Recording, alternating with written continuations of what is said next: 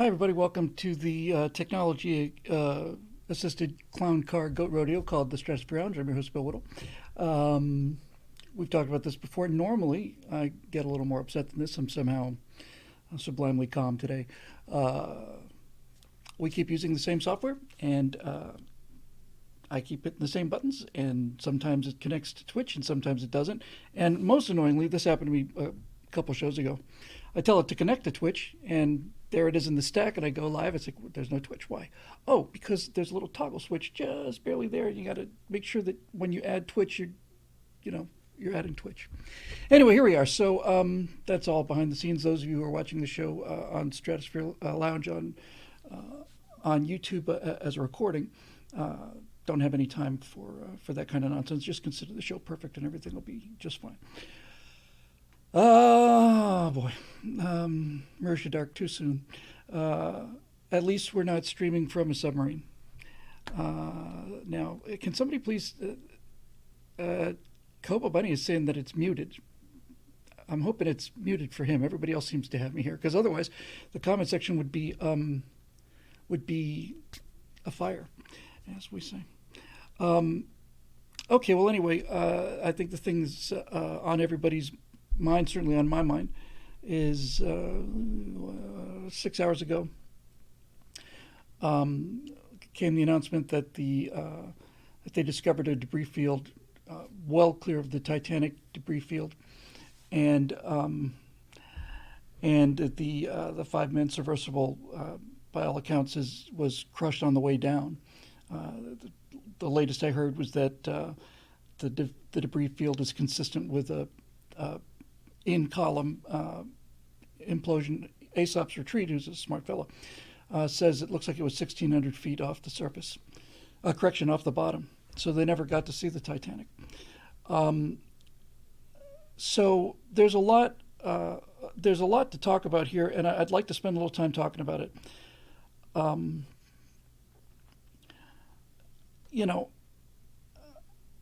Well, Dave Big Booty said, just like Thresher or Scorpion, this is something that this particular topic is something that I am well familiar with as a layman anyway. My favorite episode of the Cold War was episode 9, called Cloaks and Daggers, and that entire thing, the first almost hour, certainly an hour of that 90-minute episode, was, I'm sorry, 1,600 feet away from the bow, not 1,600 feet above the surface. But the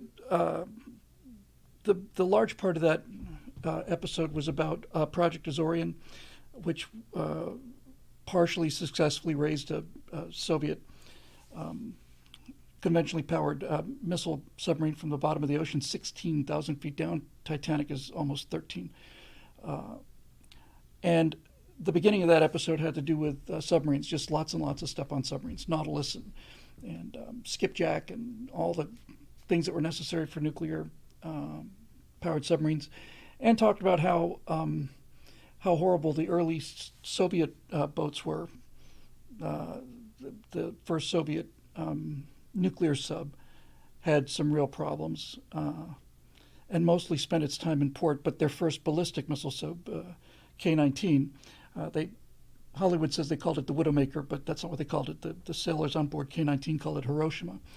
I want to say something like that sub killed something like 60 of its own crew members over the course of the years, including construction. And my point was, look at these Soviets, look how backwards they are, and because they were. And they're just throwing people's lives at a problem in order to get the prestige. And this is what insecure people and countries do. They just plain, it's kind of the Napoleon complex. And apparently Napoleon wasn't really that short either compared to other people, but I digress as usual. Anyway, so the reason I set things up that way was because I dealt in some detail with the loss of USS Thresher, which was brand new, state-of-the-art, most complex submarine ever built to the time. I think it was the largest sub built at the time. It was a U.S. attack sub that replaced the Skipjack class, and it was lost, I want to say 63, and it had been doing test dives, so I think they did some maintenance on it, and they had a support ship on the surface. And Skylark, was it? USS Skylark? Something like that. And so they were kept doing test dives, and then they're talking to it by the underwater telephone, which is an acoustic thing, not a cable thing. And they had a reactor scram. When a reactor gets in trouble, it'll scram. It just shuts the reactor down automatically. And they're trying to drive the sub to the surface on battery power, and it didn't have enough juice. The emergency ballast tanks on Thresher would normally have just popped it right to the surface like a cork, but they found out that that when you run air through those pressure vents, if the air is extremely humid, and it turned out it was in the case of Thresher, the cooling effect, the Venturi effect, will create ice on that vent and freeze the vent shut. That's exactly what happened. So Thresher went down by the stern, and this is all if memory serves. The numbers are pretty close. I think Thresher's test depth was 1,200 feet, 1,200 feet. Test depth is the depth at which a submarine is safely rated. It's kind of like on an airplane. There's a speed called V&E, velocity never exceed velocity, and that's the red line on a steam gauge airspeed indicator. And what that means is, in both cases, both for test depth and V&E, do not exceed speed. It does not mean that the airplane's going to come apart if you go 1 knot faster than V&E, or if you go 1 foot deeper than test depth. All those two numbers mean is this is what we're going to certify it for. We're confident that as long as we're above, in the case of Thresher, from memory, as long as we are at 1,300 feet or shallower, and in the case of V&E, as long as we're moving at that speed or slower in smooth air, then the airplane and the submarine can be counted on 100%. Once you go past those limits, once you go past test depth or V&E, you're on your own. Now, virtually every case, in fact, I can't think of anything that's not even close to this, engineers will normally build at least 50% strength beyond that, at least that. But you've got to set limits somewhere, and these test depth and V&E were limits of what engineers believe are maximum operating conditions. So when Thresher went down by the stern, her test depth might have been 1,000 feet. They got a garbled message saying 900 feet. They were just sinking, trying to get that reactor going. And it went below its test depth. I think they sent up a garbled message saying test depth, meaning exceeding test depth. And the crush happened at something like a little more than 2,000 feet deep, again, from memory. These are close, but all from memory. And then in 1968, we had a similar problem with the USS Scorpion, a skipjack class sub, disappeared out of the South Atlantic.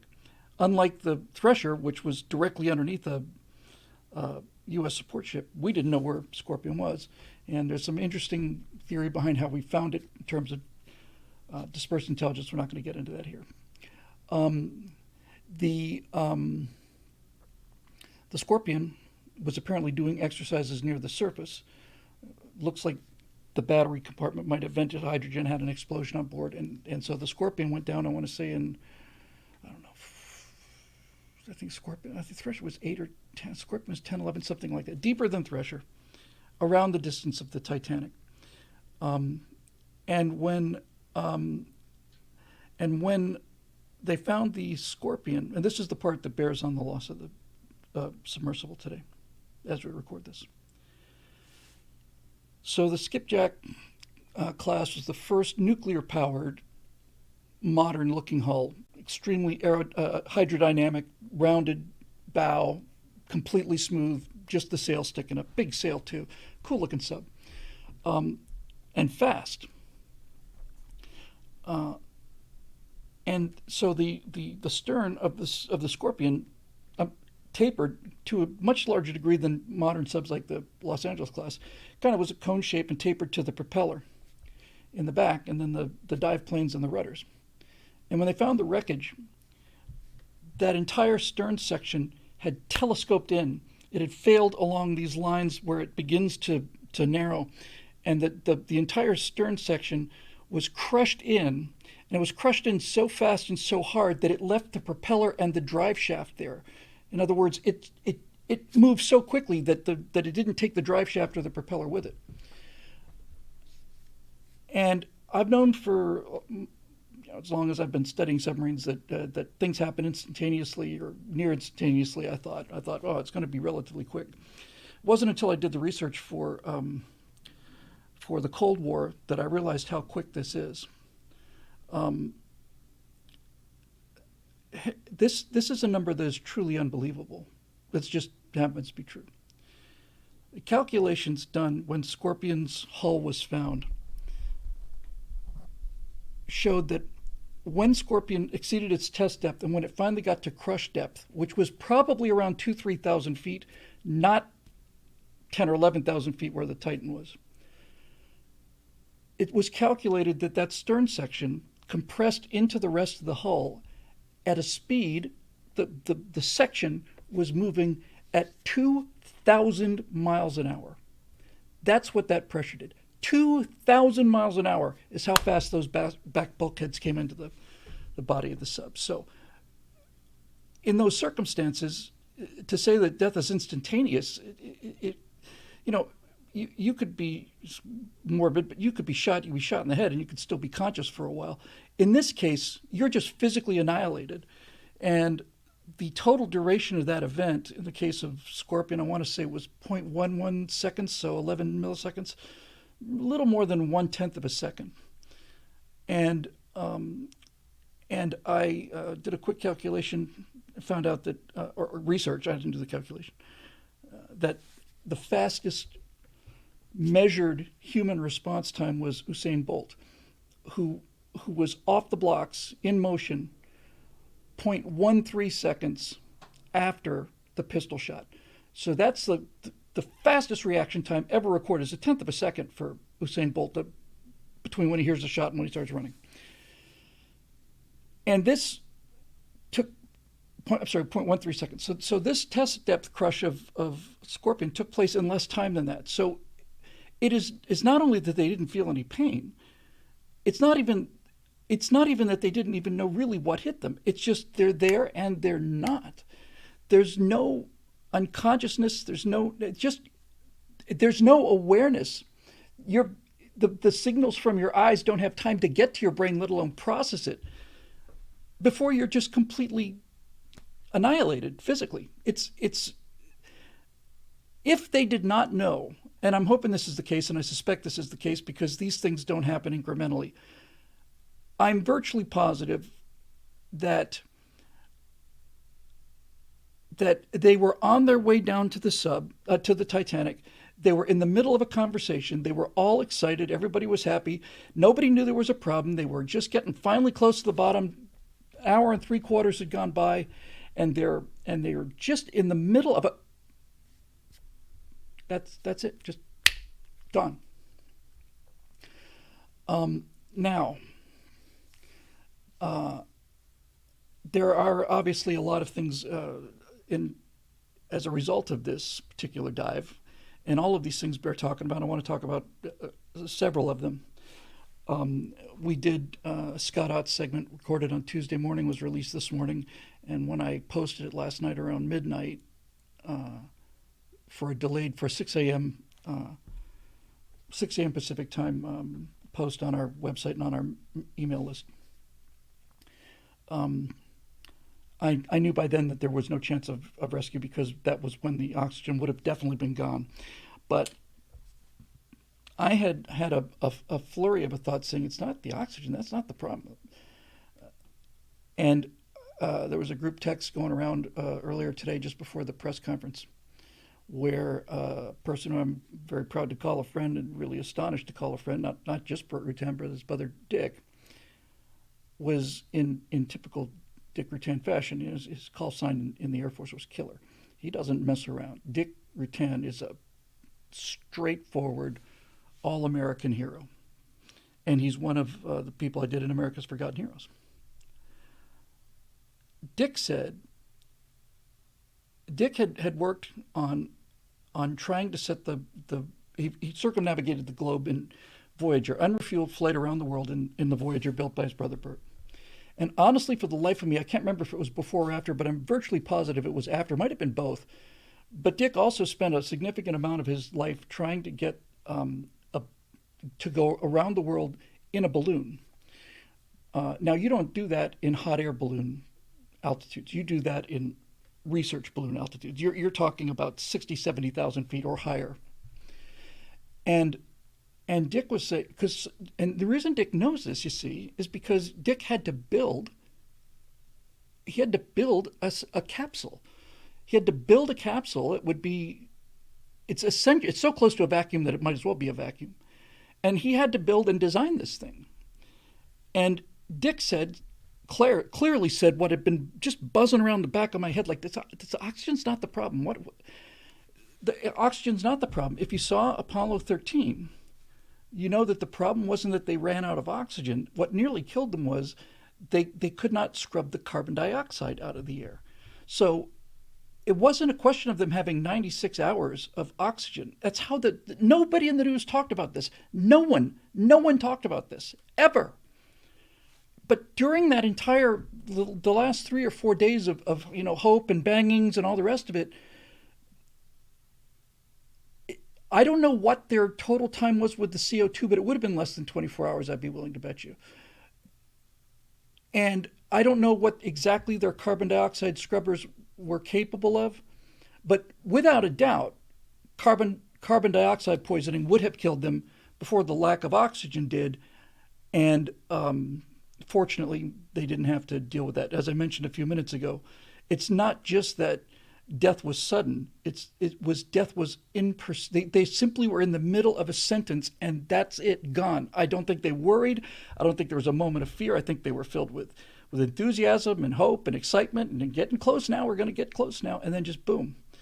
CO2 asked, does CO2 make you pass out first? It does, and I thank you very much for that revolver. Very, very, very nice of you. So CO2, Dick said, fatal level of CO2 is fatal level is 6% CO2. Low absolute pressure, Bill. I'm an aviator. The correct terminology. I'm just a pilot. Dick knows the correct terminology.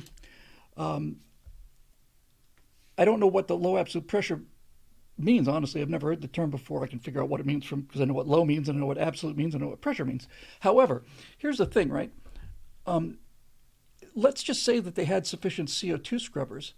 They're talking about, again, this is the first point I want to make, is how ignorant the press is in terms of any kind of fundamental physics, anything, right? The question should not have been how much oxygen is there on board, because even if they had sufficient CO2 scrubbers, if I've got an enclosed submersible, and let's say I've got 30 tanks of air, like scuba air, just sitting there in case of an emergency. If I start feeling the air getting a little thick, let's just say that they scrubbed the carbon dioxide out. And let's just say the tanks are filled with pure oxygen, because that's what they had, presumably. Then, if I just open those tanks of oxygen, what's going to happen to the pressure inside the submarine, or the submersible in this case? You cannot simply add gas to an enclosed structure. You can put compressed gas in there, you can open those valves, but once you open the valves on those tanks, the pressure outside of that tank is going to want to be the same as the pressure inside that tank, and so there's nowhere for the let's just say the dead air, the old air, there's nowhere for the old air to go. Now, on many diving vessels, I assume this is true on submarines, they're not at those kind of depths where there's a valve, right?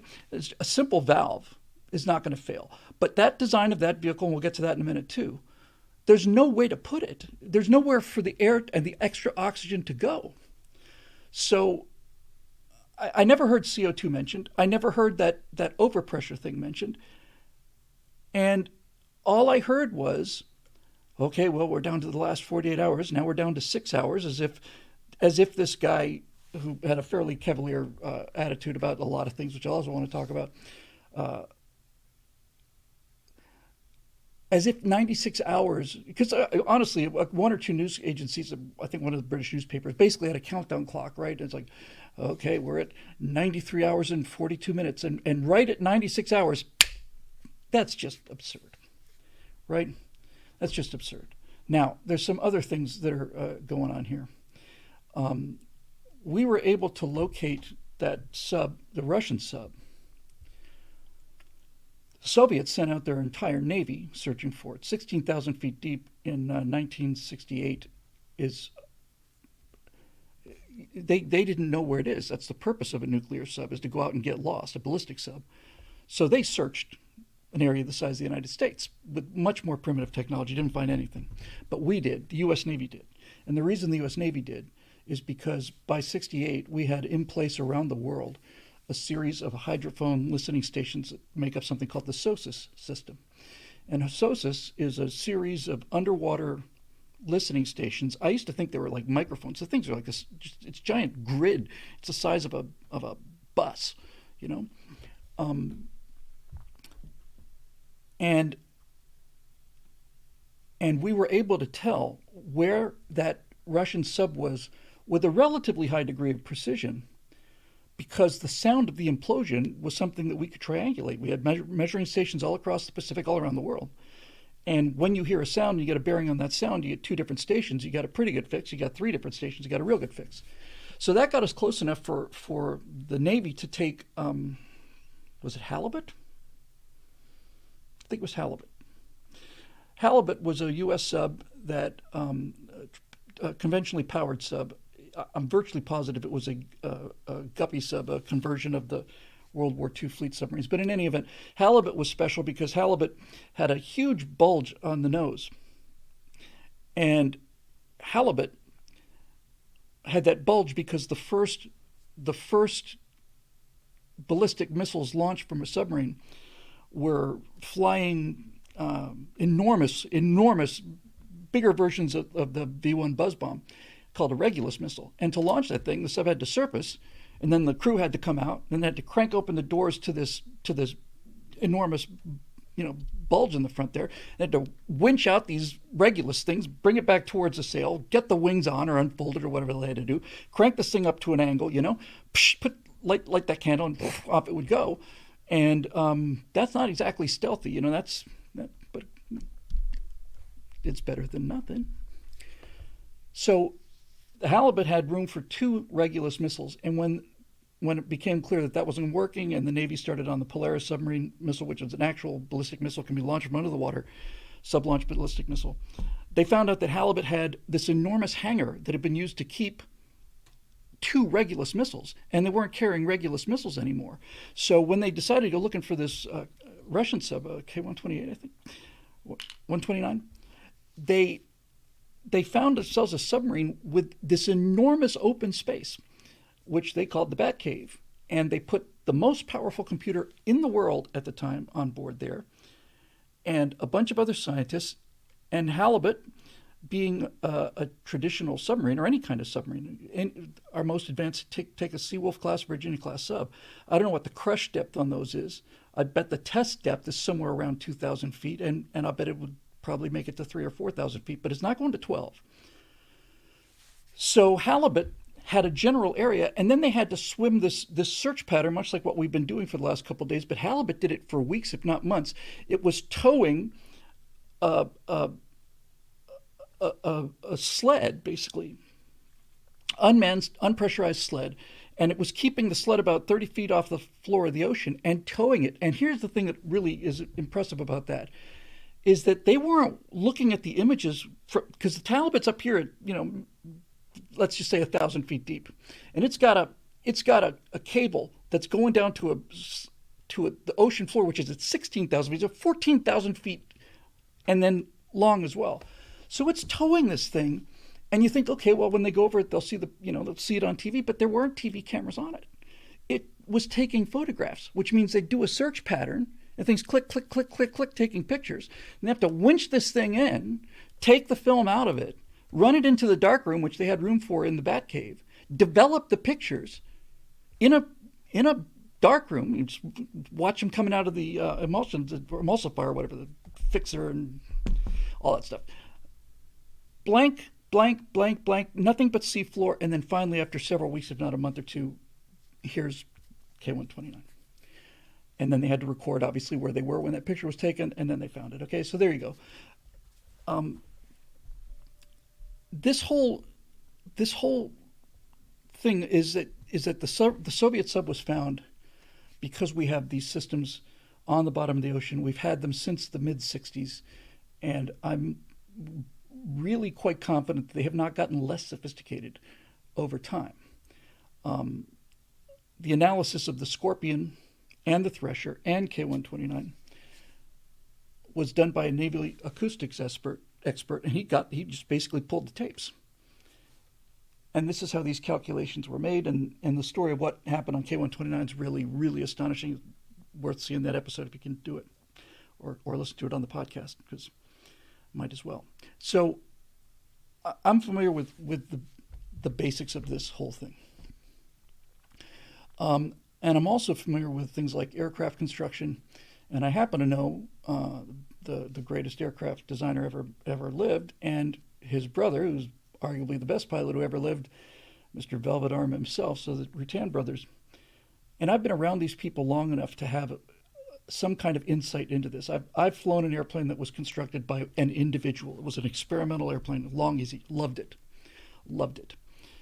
But it was not certified, and that's why I was able to afford the airplane, because if they had gone to the trouble of the expense of certifying it, it wouldn't have been a $40,000, $30,000 airplane. It would have been a $300,000 airplane, a $3 million airplane.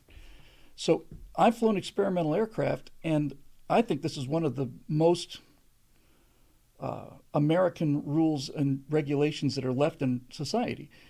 In the United States, you can build and fly your own airplane as long as it is registered as an experimental aircraft. It doesn't mean you can do it without an inspection, but you can do it without certification, and those are two completely different things. In the case of experimental aircraft, your legal and certainly moral obligation is that it has to have the word experimental clearly on the inside of the cockpit, so that the pilot and the passenger, and I don't think you can have an experimental plane with more than, no, you can. So every passenger has to not only see that it says experimental in big letters, but there also has to be a placard that says this aircraft is not certified by the FAA, and it's not blah, blah, blah, blah, blah, it's home built, assume your own risk, right? So of all of the, I think somebody said there are 9 subs that are capable, man-carrying subs that are capable of getting down to 12,000 feet, 13,000 feet. And 8 of them are certified, and 1 of them is not. And the one that was not was the Titan. So for the sake of this discussion, I'm going to call it experimental to the same degree that experimental aircraft are experimental. John Pershing says, and they cannot carry passengers for hire, right? Correct. You cannot use an experimental airplane for commercial purposes. There are other restrictions. It has to pass an inspection from an FAA inspector. It has to come out and say, well, nothing appears to be, I'm shaking the wing and it's not, it's not held on by duct tape. So, and then you have to fly 40 hours within a mile or 2 of your home airport, and you can't be over, the rest of this stuff. And Ed Smith here says, I have to ask, what's it with billionaires and the wreck of the Titanic? The ship sank, get over it. Well, Ed, a lot of people didn't get over it, and I'll get to that too. And I think there's a good reason why they didn't get over it. So back to the Titan design. Carbon fiber has been used in airplanes for quite a while now. I'm not aware that it was, I was completely surprised to hear after the sub was missing, but before we discovered it was gone. Ed says, tell it to all the girls that cried. Let's not get into that. We'll deal with that in a minute. But the Titan was a carbon fiber cylinder with titanium end caps. And carbon fiber, to my knowledge, has not been used for deep diving submersibles. And you have to ask yourself if all of the others, the other 8 subs that were capable of that kind of depth, they're all certified. This one isn't. That alone doesn't mean it's a problem. But if all the other ones are made out of titanium or high strength steel, and this one's made out of carbon fiber, you have to ask yourself some questions about this. And Coffee came up with the word that I was thinking of, and that word is brittle. I've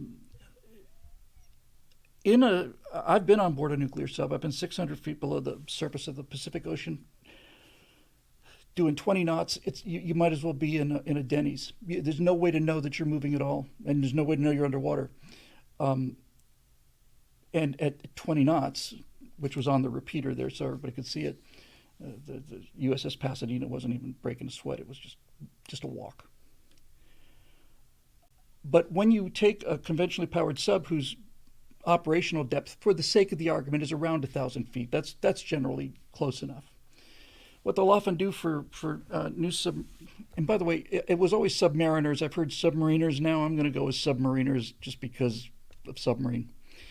What they would often do is, before they would dive the boat, they would take a string and they would tape it to the inside of the hull so that it ran across the entire compartment, taut, really taut, right? Tight as they could get it. Tape it up there like that. And then they'd start their dive. And when they got down to operational depth, they'd bring these new submarine. I was going to go with submariners.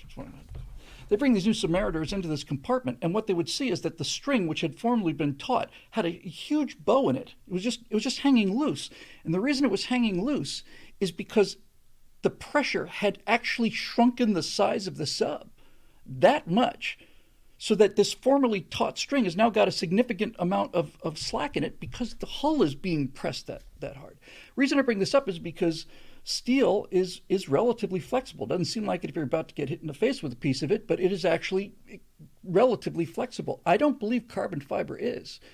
And so I'm not qualified to talk about, well, I'm not qualified to talk about anything if we really want to be serious about it, but I can have an opinion on everything. That's all that matters to me.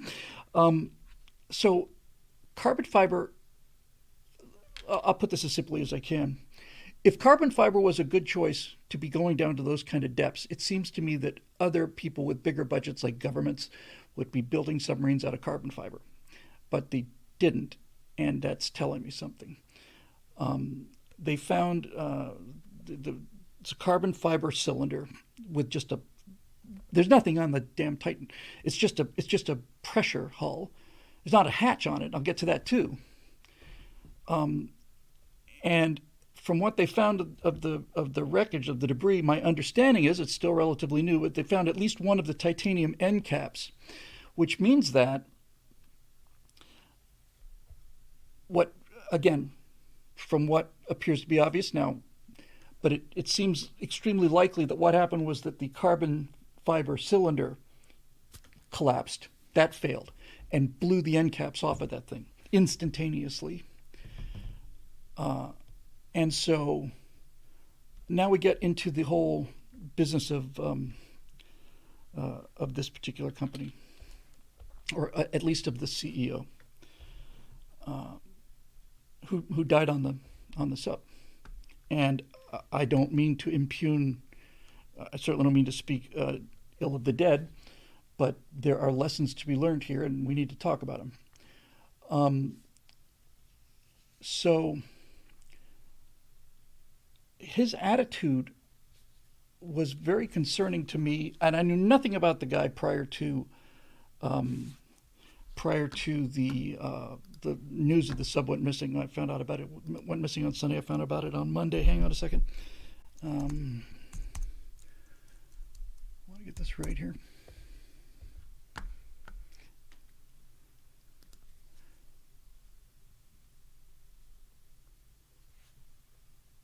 Okay, so Stockton Rush is his name.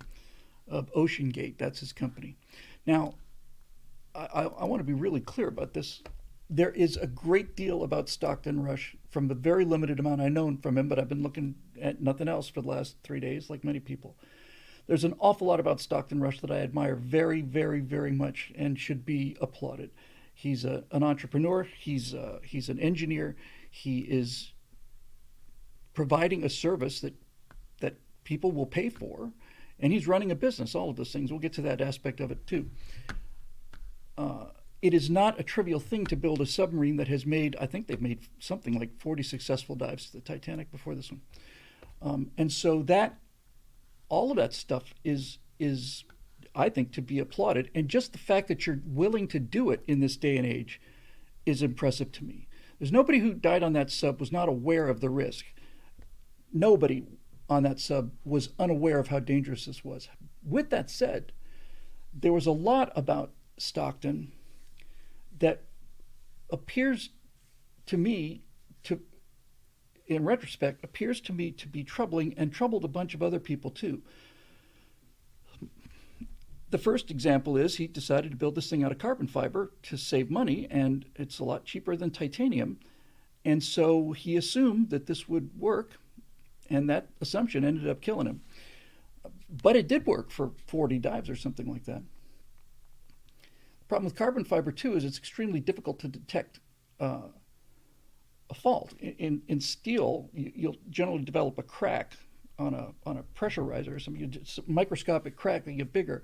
Carbon fiber starts to fail. It doesn't crack, it delaminates.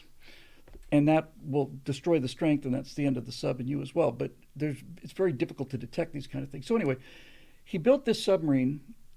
And again, about the things about it I admire, at least theoretically, I admire the fact that he just got a piece of paper out and said, what is the simplest thing that we need here? What do we need?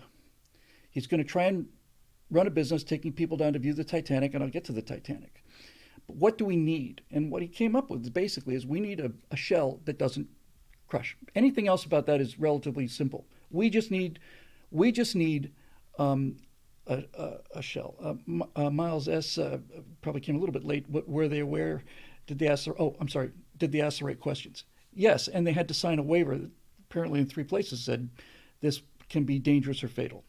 And by the way, I don't know how clear it was in the waiver, but once you get into that vehicle, you are no longer in the injured category.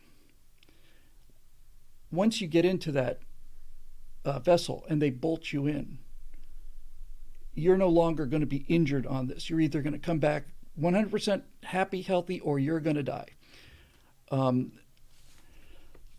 So they were aware of the risk, and people are saying they should not allow people to dive on that time. They shouldn't allow these kind of, no, they should absolutely, they should allow them. This idea that we're going to regulate adventure and pushing the envelope and all the rest of it, and personal choice. If the guys, it was their money, they wanted to go, so they went. And if somebody wants to get paid to do that, I think that's great.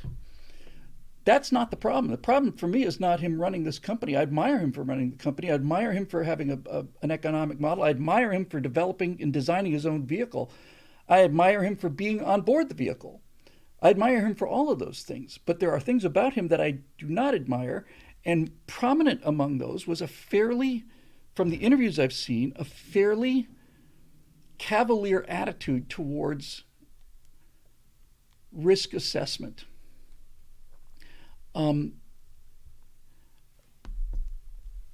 He quite famously, when the sub went missing, had been asked, well, why don't you bring people in who know what they're doing here? In other words, there are tens of thousands of former submariners in the U.S. Navy who are out there, and some of them are watching the show right now. And any number of engineers who have designed and built both nuclear submarines and deep diving submersibles, and he didn't hire those people. And in an interview, he said, "Well, I didn't want a bunch of 50-year-old. I didn't want my team to look like a bunch of 50-year-old white guys. I wanted people that I could inspire or who were inspirable." Now, hiring young people and getting them excited and inspired about deep ocean exploration or aviation, that's a grand idea. That's a marvelous idea. But you don't put them there. That is an apprenticeship. That's not a staff. That's an apprenticeship. And Aesop said woke killed him. No, I don't think it was woke exactly. I don't think he was going. I saw pictures of the company, and there were a lot of young people there. and I believe they were all white, but they were just younger. It wasn't so much even that he was going for diversity. It wasn't like, here's a company that looks like America. He just wanted, I guess, young people. So to that degree, it was uh, politically motivated. But here's the thing I also suspect, and what I suspect is, I suspect that you can get a 25-year-old engineering student considerably more economically than you can get a top level deep diving engineer in terms of cost. So I'm thinking that one of the reasons he talked about having his highly inspirable young staff of people who are excited is because when you do have a bunch of young people who are excited, they'll work on anything forever for enough money just to keep being able to eat, ramen. And you can save yourself a lot of money that way. I suspect that's what drove this business. And there's a lot about Stockton that to me was immediately transparently false.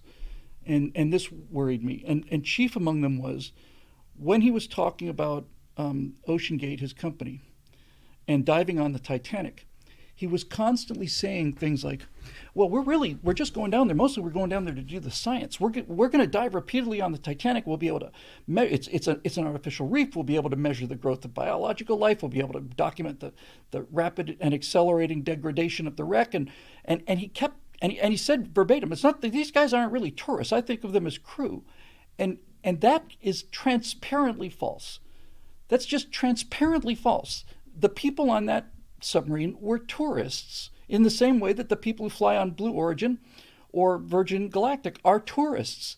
And if you try to justify them in any way other than tourism, then you're not being honest with the people that are interviewing you, and that tells me that on some level you're ashamed of it. This is the thing that I find, among other things, alarming about this late individual, who again has a great deal to be admired. But if you can't come out and say, well, of course they're tourists. This is a tourism business. This is adventure tourism. They pay me $250,000 and I take them down to see the Titanic through a window this big. They won't get as good a view as you could get on the 4K images that have been taken under perfect conditions with much more advanced equipment. They're not going to see anything like that kind of clarity, but they will see it with their own eyes. And for people who say, well, that doesn't matter, it is certainly not calling you a liar. I am saying that for certain people, being in the presence of history is a mystical experience. It is for me. I started on my history, love of history, when I went to Gettysburg, and I didn't go particularly. I didn't want to go to Gettysburg. I was in Harrisburg for my brother's wedding, had a day, about an hour drive or something, drove down to Gettysburg, and as I was getting out of the car, and I don't want anybody misunderstand this, as I was getting out of the car and walking up to the Welcome Center, I was by myself, and as I was getting up towards the Welcome Center, I kind of saw in my mind's eye like a regiment of Union troops just marching down the same hill that I was going up. I'm not saying I actually saw them. I'm saying I felt them. And I'm also saying that this is undoubtedly my imagination, but at the time I said to myself also, what they did here is a lot more important than me being here, and since time is constantly fleeting and flowing, they made a bigger impression on this space than I did. But nevertheless, when I went back several years later, my dad took me there and bought me a private tour with a guide, which was great. And by this time, I knew everything about that battlefield. So I'm standing by the rock where the Confederate sniper allegedly had been shot, but he'd actually been shot somewhere else. And Matthew Brady's team had dragged him here for a better angle. And it's an iconic shot of a boulder and dead body lying there. And the guide says, "You're probably familiar with this." And I turn around, I was like, "There's the boulder." I mean, it's so obviously, it's a extremely distinctive feature. And I look and say, "Holy crap, there's the boulder." And I walk out to it. And I'm looking down. It means that guy, that dead Confederate, was lying right here. And when you feel that, for some people, you have a near religious experience. You are not filled with amazement, as my friend Jim says. I was not just amazed. I was awed. I was in awe when I found out, when I was trying to find the mule shoe, or the bloody anklet at Spotsylvania. And then I suddenly realized, no, the reason you can't see it is because you're standing right on it. That filled me with awe. And when Glenn Beck gave me a chance to hold the compass, the dividers that George Washington kept on him, and feel the little depression where his thumb had eroded away solid steel that this thing was made out of, because that was his worry stone, that made an impression. Holding those metal dividers in my hand, George Washington had held in his hand for decades, worrying about whether there's going to be a United States or not. For some people, there is a spiritual, it's a spiritual event, seeing it with your own eyes. David Booty says he's seen the copse of trees, the high water mark of the Confederacy. I've seen them too, Dave, right on the angle of the stone wall where Pickett's charge was broken on the third day of Gettysburg, and was the high water mark of the Confederacy. That's as far north as they got, and it's also, that was their peak success. Marusha says, this is a relic. Some magic is too powerful to sustain, so we imbue objects with it, allowing them to take the strain that we cannot. Wow, Dr. Strange. Allowing them to take the strain that we cannot. That's a profoundly good point. And Lady Hawk says, interestingly, I've been to the bottom of the USS Constitution. You can't do that anymore. The fact that the USS Constitution exists is amazing. I'd love to go aboard the Constitution. I'd love to go aboard Nautilus in Groton, because history talks to me that way. Because these things really did happen, which is getting us towards the whole Titanic thing and the allure of this and why they went in the first place. I'm not saying that there is I'm not going to tell you that there's a metaphysical explanation for this, but I'm also not going to tell you that there isn't. For some people, the power that these artifacts and places have is overwhelming, because on some level, the people who are having that experience have the imagination and the interest to know enough about that place or thing so that it connects you to something that actually happened. When I was holding that pair of dividers, it wasn't that I was holding dividers, and it wasn't even really that I was holding on to Washington's dividers.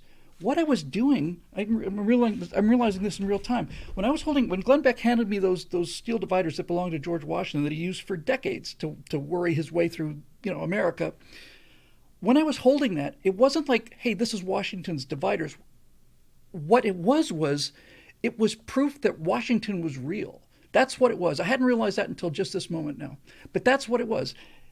This means that George Washington was real. There really was a George Washington. And everything that Washington did is encapsulated in this piece of steel that I'm connecting to. I have my hands on the same thing that George Washington had his hands on. He was a real guy. These are his dividers. I'm holding on to them. And that is an incredible honor and an incredible rush.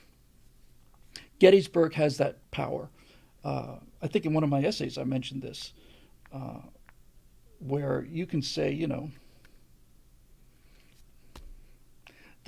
you can mention a name of an island or a name of a small town in America, and it has no meaning whatsoever. But if you say Guadalcanal, Iwo Jima, Tarawa, Saipan, Okinawa, those words mean more than Vanuatu or Fiji, because of what happened there, because of the human drama that happened there. And if you have the imagination to understand from reading of history the basics of what happened there, for some people, connecting themselves to that event, not to take something from it, I think, but to put something there, that's how I feel about it, it's an absolutely transcendental experience. The Apollo 11 command modules in the Air and Space Museum in Washington. That's the thing that took us to the moon and back. And I'm touching it. I shook Buzz Aldrin's hand. I don't know if I talked about this. I talked about it recently. I don't know if it was on Stratosphere Lounge. I can't remember, honestly. Smaller than I thought it would be, and he was in a big hurry. But I shook his hand, and the second I finished shaking his hand, it was at the Miami Planetarium. I remember exactly where I was standing.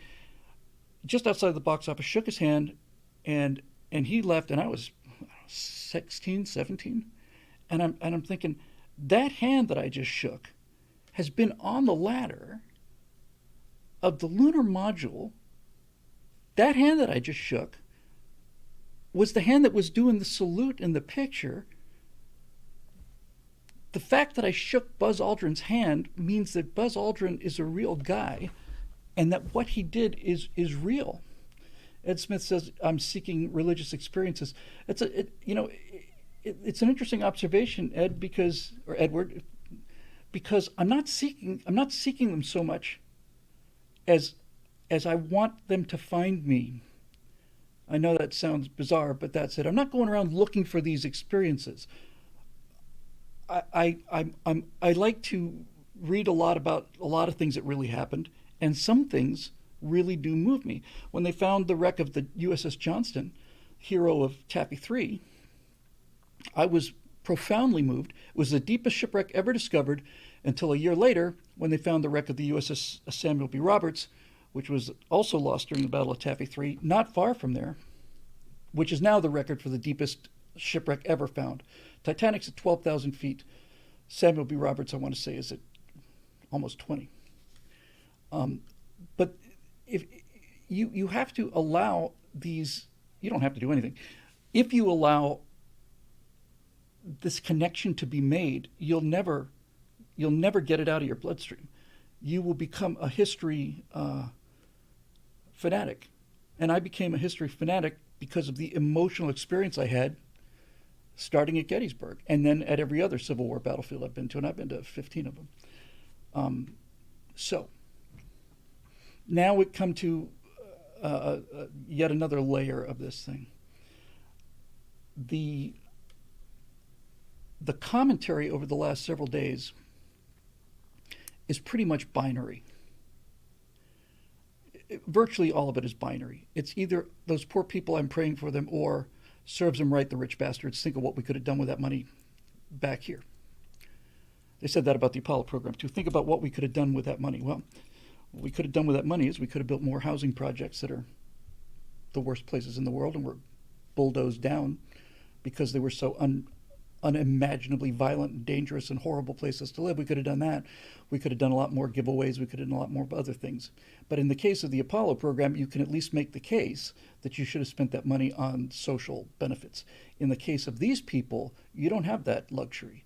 Because what these people who are talking about, these damn billionaires and their $1 million adventures and blah, blah, blah, blah, blah, they shouldn't be allowed to have that much money and they shouldn't be allowed to go dive on the Titanic. There should be rules against blah, blah, blah, blah. Okay, fine. These people are doing exactly what you do. They're just doing it on a different scale. When you decide you want to go someplace, if you want to go to Disney World or if you want to go to a movie, you are deciding what you're going to do with your own money. And that's the case with these people that died. They were spending their own money, and the guy who was running the company was running a business. They were all aware of the risk. And you don't get to say, well, all those rich, because I saw a lot of this. Those rich people deserve to die, basically. Several people I'm happy they did. Good riddance.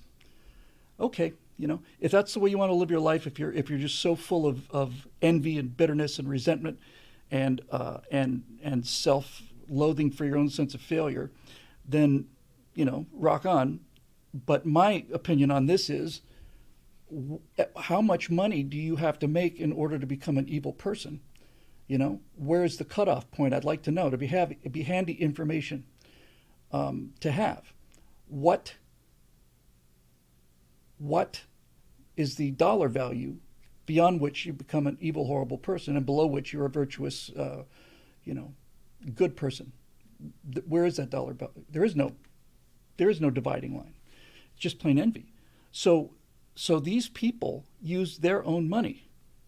I've heard that OceanGate took $450,000, $500,000 in PPP loans during the pandemic to pay their staff. My wife has questioned me about this several times, and I still think I made the right decision. I got offered that through my bank 4 times during the course of the pandemic. I was offered essentially zero interest loans, which from the beginning were said, if you can't pay those back, then they'll be forgiven. And I desperately needed the money, and money's always tight here. Uh, but I didn't take those loans, and I didn't take them because I didn't think that I qualified for them. It's free money. That's what it was. They were just handing out free money, and everybody was taking it. And I probably could have easily gotten $60,000, $70,000 that I didn't take, and would have solved a lot of our financial problems. But I didn't take it because, despite the fact that the pandemic was closing businesses left and right, it wasn't closing my business. My business was doing just fine. And since my business was doing fine, I didn't see any moral reason to take money that I knew I would not be able to pay back. It's not like I went down and asked, is it available? I got on 4 separate occasions messages from my bank saying, you qualify for these PPP loans. And there's been a lot of times when I've had regrets that I don't have the money, but I've never regretted not taking the money. This guy took the money. Okay. Virtually everybody did. As Donald Trump said during that debate with Hillary, if it's there and it's legal, then okay, there it is. Donald Trump, you didn't pay this much in taxes? No, of course I didn't. And nobody else does either. Hillary doesn't either. I pay the legal minimum of what I'm allowed. And everybody does that. I bring up the PPP thing only because I was trying to figure out, is there any public money involved with OceanGate? And other than that, there is not. And that went out to everybody, so I'm not going to call that a government subsidized loan. He used his money to build a vehicle, to get in touch with something that had emotional appeal over him. You don't build a submarine, put together a crew, and go through all the trouble that Stockton went through without having a strong emotional reason for doing that. And his emotional reason is not because he wants to make money, because a guy with that kind of initiative, that kind of sales ability, that kind of engineering talent, all of that stuff, he could have made a lot of money doing any number of things that he wanted to do. But Stockton Rush decided to do what most of us want to do. Stockton Rush decided to do what I've been able to do for almost 20 years now, thanks to the generosity of you people who are watching now. Stockton Rush wanted to get paid to do the thing that he loved. And if you can do that, if you can pull that off, it doesn't mean you have to go diving on the Titanic. If you can get paid to do what you want to do anyway, what you would be paying to do, then you have hit the jackpot of life. And I haven't been to work in 15 years. I put in a lot of hours. I put in never less than 80 hours a week. That's a great joke about entrepreneurialism, right? Entrepreneurs are guys who don't want to work a 40-hour week, so they work an 80-hour week. But he found a financial system that allowed him to continue to live. And then I don't know how rich he got. It didn't sound like he was making a ton of money, but he got paid to do what he wanted to do. And what he wanted to do was he wanted to go down to the Titanic, which brings us to our next level of complexity in this entire story. So what is it about the Titanic? One of the people that were interviewed, I don't remember who it was in the last 3 or 4 days, said for many people, there are 3 things in the ocean: whales, sharks, and the Titanic. I thought that was well said. So what is it about this ship? There's no other wreck like it. There are many wrecks out there, and if I had the ability to do this, there are many wrecks that I would rather go see than the Titanic. But and I'm not even sure that's true, to be honest with you. The thing about the Titanic, Mobile Moto says, the Titanic reeks of Old English Anglophilia. No, it doesn't. And I'm not trying to disagree with you personally. I want to disagree with that opinion, okay? The Titanic was not about a bunch of rich people going down or rich people getting into lifeboats while the third class passengers were locked below. The third class passengers locked below is a big part of the story, but that's not why Titanic is Titanic. What makes Titanic the Titanic were the hundreds and hundreds and hundreds of cases where men put their wives and children into lifeboats and watched them get lowered down into a future that they weren't going to have. That's what the Titanic is about. It's happened on other ships, but it never happened to that degree. And it was its maiden voyage, and it was the biggest ship in the world, and it was all of it. But essentially, Titanic is about men. Titanic is about women and children first. That's why people dive on the Titanic. Dave Big Booty is shouting, saying the third class passengers were never locked below deck. Fair enough. Not arguing. I'm convinced that you're right when you say that's probably an urban myth. All I'll say is they had a little further to travel. But in any event, that's not what it's about. And Mobile Moto says unsinkable. That's part of it too, the hubris of it. Now that kind of brings us back to ocean yet again, the hubris of it, right? The kind of dismissiveness about it. Oh, no, you can't sink the Titanic. It's too big to sink. No, this carbon fiber sub, no, it's never been tested. But it'll hold because I've done the math. But the Titanic is about the Titanic took. I highly recommend this if you have the time. Online on YouTube. Hang on a second.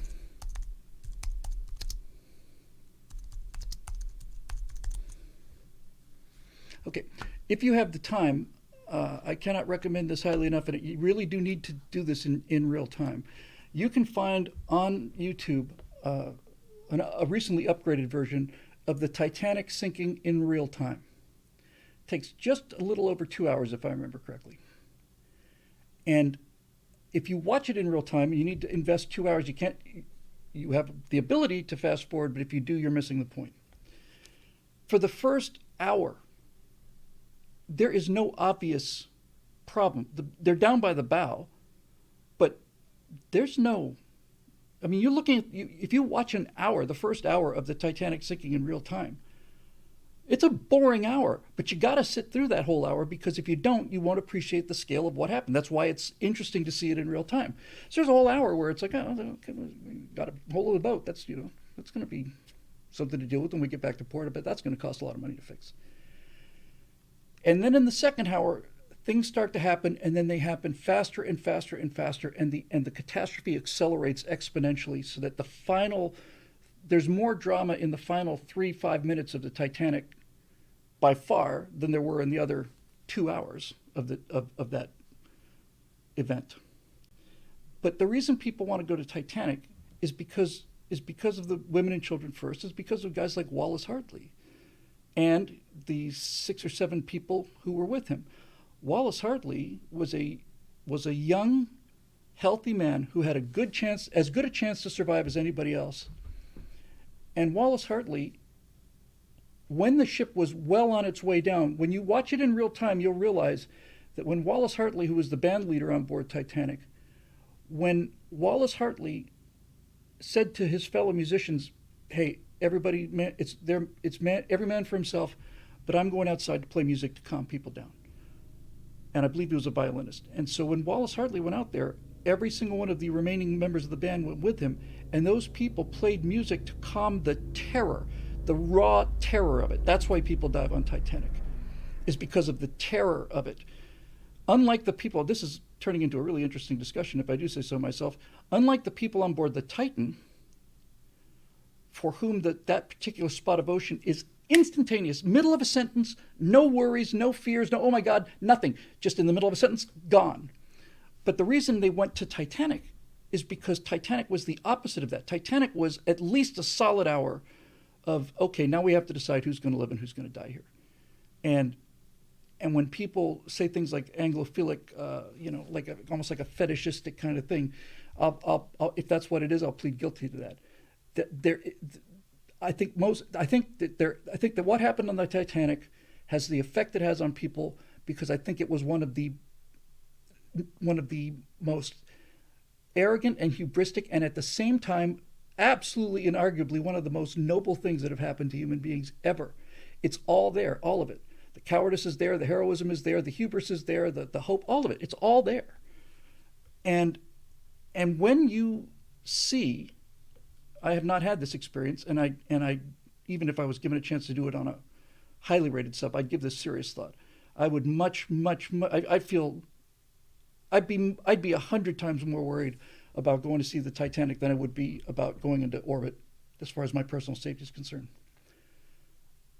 But if you're looking through that little porthole and the bow of that ship comes out of the murk, that's a total solar eclipse, guys. That's it. That is that bow of that ship. And by the way, we had that experience when Bob Ballard found the Titanic in 1986. By the way, I think that the reason Bob Ballard found the Titanic was he went out to look for a nuclear weapon that had been dropped. We had an H-bomb fell out of a bomber. And basically, it's kind of like the cover story they had for Project Azorian. Oh, no, we're not going out to... No, we're just going to scoop up magnesium nodules off the bottom of the ocean. No, you're not. You're building the Glomar Explorer to go out there and grab a Russian ballistic missile sub and bring it up to the surface inside the ship, secretly. Ballard said, we're going out to find the Titanic. We're going to give it our best shot. That's not what he was doing. He went out there to find those missing nuclear weapons, and he found them. And he found them quickly enough that he had time to go look for the Titanic. But that was not what his initial mission was. That was the cover story. But he found it. And when you first saw the bow, my point is, you see the bow coming out of the murk, I think it was discovered 86 maybe, something like that. That's 13 years before the movie, before, James Cameron had the artistic insight to connect the story to the bow of that ship. Woods Hole, he took Alvin down there. Alvin is, you haven't heard Alvin much in the news lately, but Alvin is essentially it's a bathysphere. I believe, and I don't know, no, I don't think Alvin has unlimited depth, because the deepest part of the world is in the Challenger Deep in the Marianas Trench. It's in excess of 20,000 feet deep, might be 26,000, something like that. And first people ever to explore that was a Frenchman and an American naval officer on board a bathysphere called Trieste. And Trieste looked a little bit like a submarine, but essentially Trieste was just a extraordinarily strong sphere. And Trieste, I don't believe, had maneuvering ability at all. They took Trieste out, put it in the water, gave it negative buoyancy. It took them 6, 7, 8 hours or something to get to the bottom. Everything above Trieste has just got to do with ballast and instrumentation and lighting, all the rest of it. It's just a sphere. It's a tiny little sphere that these guys are in. So there are very few vehicles that can get down there. I think at this point I might just mention that James Cameron made my favorite movie, which wasn't Titanic, which was Aliens. And James Cameron has turned into a loathsome person in terms of my value set. James Cameron is a multi-millionaire who loves to bash capitalism and who lives the life of luxury in the United States while making movies about us being nothing more than, blue baby killing murderers. So I don't particularly like James Cameron. But when James Cameron decided to repeat that feat in a submarine he built himself, a submersible, when he went down there standing up, or at least sitting and standing the same way that the Apollo astronauts were. That's an interesting point, by the way. Brian L. points out that the ballast was gasoline. You can't put air in there because it's going to crush. Gasoline is a liquid. It's uncompressible, but it weighs less than water. So, wait a minute. Weighs less than water, right? More? I lost that. But in any event, they had to take a liquid for depth control. So, anyway, when James Cameron did that, I thought, well, whatever I think about him politically, you got to admire the balls on that guy, because that is the deadliest environment that humans have ever been in, by far. And 35,000 feet, good Lord, thank you, P7. 35,000 feet. So 3 times the depth of Titanic. And he built his own sub and went down there by himself, and that takes guts. As my opinion of James Cameron has continued to fall, my opinion of Tom Cruise has continued to rise. I remember when he was jumping on the couch on Oprah, I thought, oh my God, I can't stand this guy. And every year goes by, I like him better and better. But what turned the corner for me was when I found out he owns and flies a P-51 Mustang. Those are persnickety little beasts. And the fact that he was flying that made me reevaluate the guy. So people go to Titanic to be where Wallace Hartley was. And if you watch this thing, the Titanic sinking in real time, you'll realize that if you read the history of Titanic, if you read A Night to Remember by Mr. Lord, I forget his first name, you know about Wallace Hartley and the band, but if you see it happening in real time, you realize that he stepped outside with those musicians in the last 10 or 15 minutes of this catastrophe when people started screaming. Walter Lord, thank you. One of the most poignant things in A Night to Remember, which was the first real serious book about the Titanic by Walter Lord, it's not dated. I read it again recently. It holds up perfectly.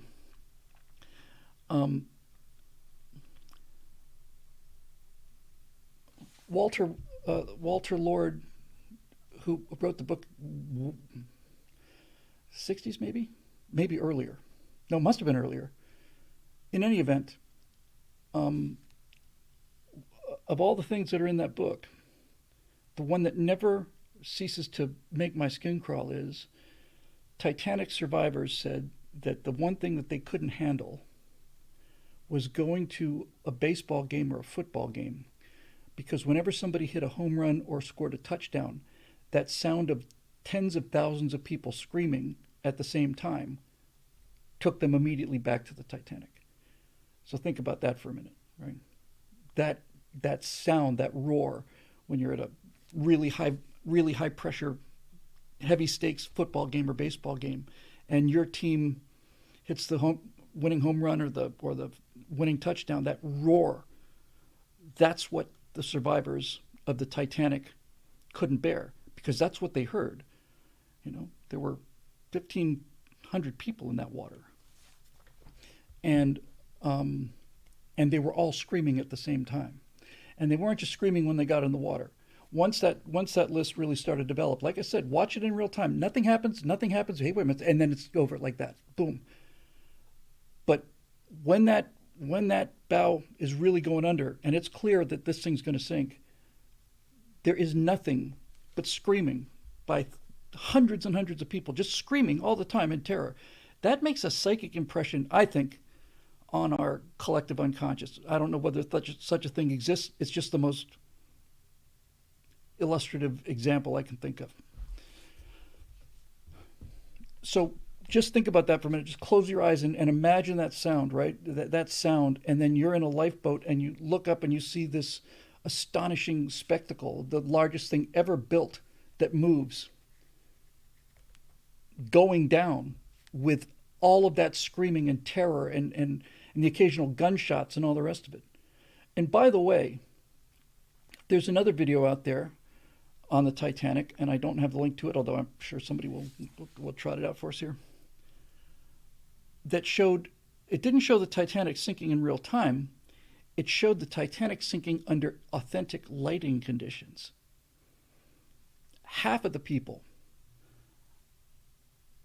who survived the disaster said that Titanic broke in half, and half of them said, no, it went down in one piece. Think about that. 300, 400 people swearing, literally in some cases swearing under, in case of investigations, that it went down in one piece. And another 300 people said, no, it broke in half. How do you explain that? That's a lot of witnesses. How do you explain it? This guy did a recreation of what the sinking of the Titanic actually looked like on a moonless night. When the generator goes out on the Titanic, it is pitch black out there. You can't see any details. All you can see is a black cutout outline of this stern rising against the starfield. There is no light there. When the Titanic goes out, when the electricity fails on Titanic in the Titanic movie, it's lit by blue light, like as if there was a bright moon there or something. And obviously Cameron has to do that. He can't shoot a movie in pitch black. He could save some money, but it wouldn't have been so dramatic. You shoot that in a closet. But if you look at the Titanic sinking under actual lighting conditions, it is pitch black out there. It is dark, dark, dark. So you're hearing these screams coming out of the darkness. You don't see the individual people. You're not even really able to make out anything about the ship. It's just this looming enormous mountain of darkness against the stars, and coming from it are the screams of hundreds of people who know that they're going to die within a few seconds. Which, as I say again, I am quite convinced was not the case for the 5 people on board the submersible. And that's a blessing, because there's no question that the Challenger astronauts survived the explosion, and there's no question that the Columbia astronauts knew they were in trouble for at least 20 seconds before their lives ended. In the case of the Titan, they're excited and happy. There's not a moment of, oh my God, that just things don't feel that way at that pressure. They either survive or they're gone instantly. So there's no moment of, oh my God, there's no looking at each other. I remember thinking, when we were hearing the so-called banging noises, I thought, well, I'll tell you what we're likely to get out of this, if the thing hadn't imploded, if there was a reasonable chance, especially when the banging occurred, which had nothing to do with them apparently. There was a reasonable chance that the submersible had gotten tangled up in either some of the rigging or the wreckage, or one earlier sub had gotten trapped between the propeller and the hull and were trapped for half an hour. And the guy talking about that experience back in 2009 just started crying, because he said, I knew I was going to die down there, and none of this happened to them. What I was going to say is, if they had been trapped there and that the banging was real, then yes, it would have been pitch black if they'd lost electronics or their electrical system. Apparently, the procedure for Ocean Gate was to, in order to save energy, was they would just turn off everything and just sink. And I read an account that said that the only light inside the pressure vessel on the way down, and there are no seats, by the way, and there's no padding. It's like you're sitting next to people shoulder to shoulder in a closet. He said the only light they used were these glow sticks, that little pale green light. So when there was an apparent possibility that they had gotten themselves wedged in the wreckage, I thought to myself, well, chances are pretty good that we're going to eventually recover a lot of goodbye messages. I'm thinking, do they have anything to write on the way down? Because the guys on the Kursk all wrote letters to their wives. They were down there for days before they died. And I realized, no, they wouldn't have to write anything. They'll have their phones with them, undoubtedly, right? They'll be able to make their own goodbye messages. We'll probably end up seeing all these things and so on. But fortunately for them, that didn't happen. They weren't scared. They weren't worried. They were excited, happy. That's how lights went out for them.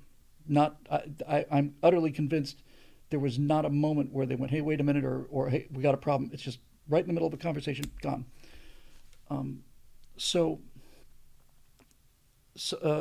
Aesop's Retreat says that the Titan goes down in a spiral slowly. That makes sense, actually, because a spiral descent would keep you more or less over the same location. Now, some other things here are in play. First of all, the banging noises. Obviously, it didn't have anything to do with the Titan. We know that now because the evidence is pretty much overwhelming that the submersible imploded instantly, some significant distance above the bottom of the seabed. So where did these banging noises come from? A lot of things could be banging in the ocean. Parts of Titanic could be falling. Titanic is falling apart, and it's falling apart rapidly. It's really starting to go quickly now. A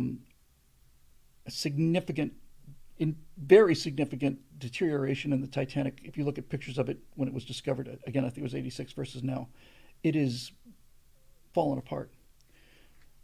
So those sounds could have been that.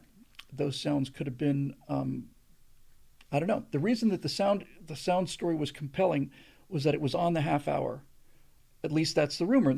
This may not be true at all. This is how news breaks.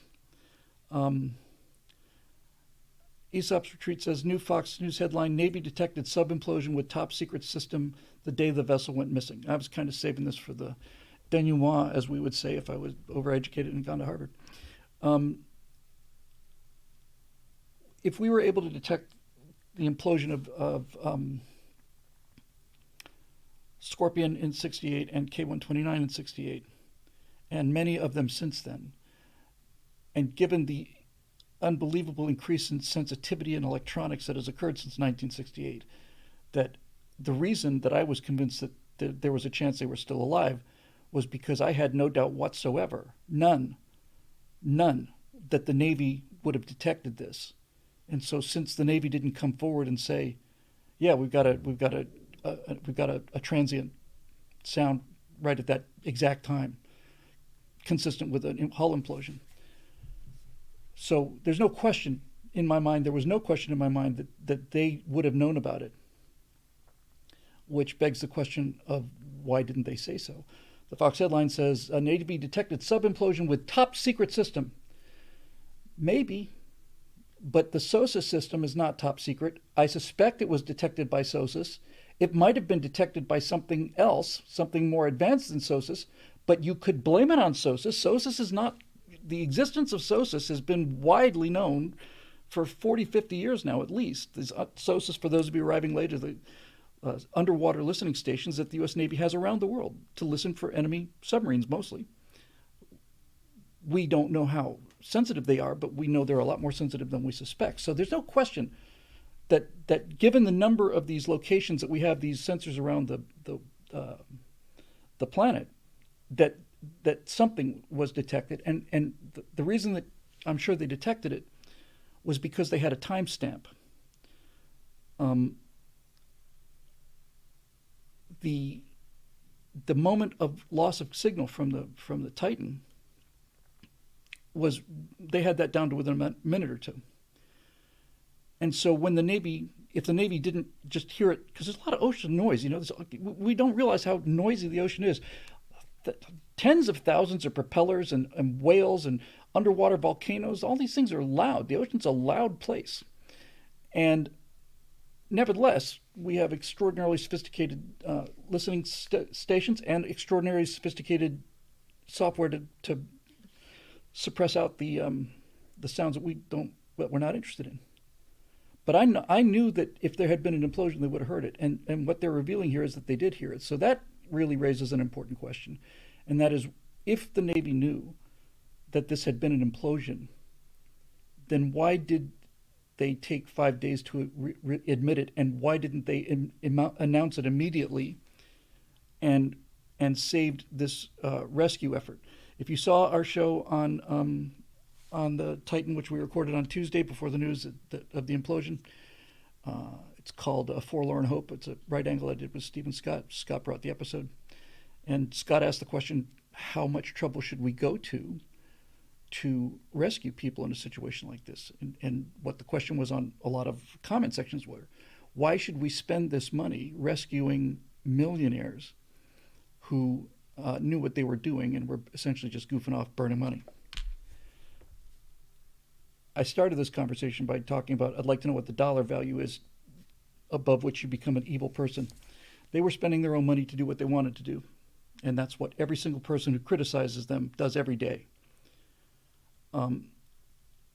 So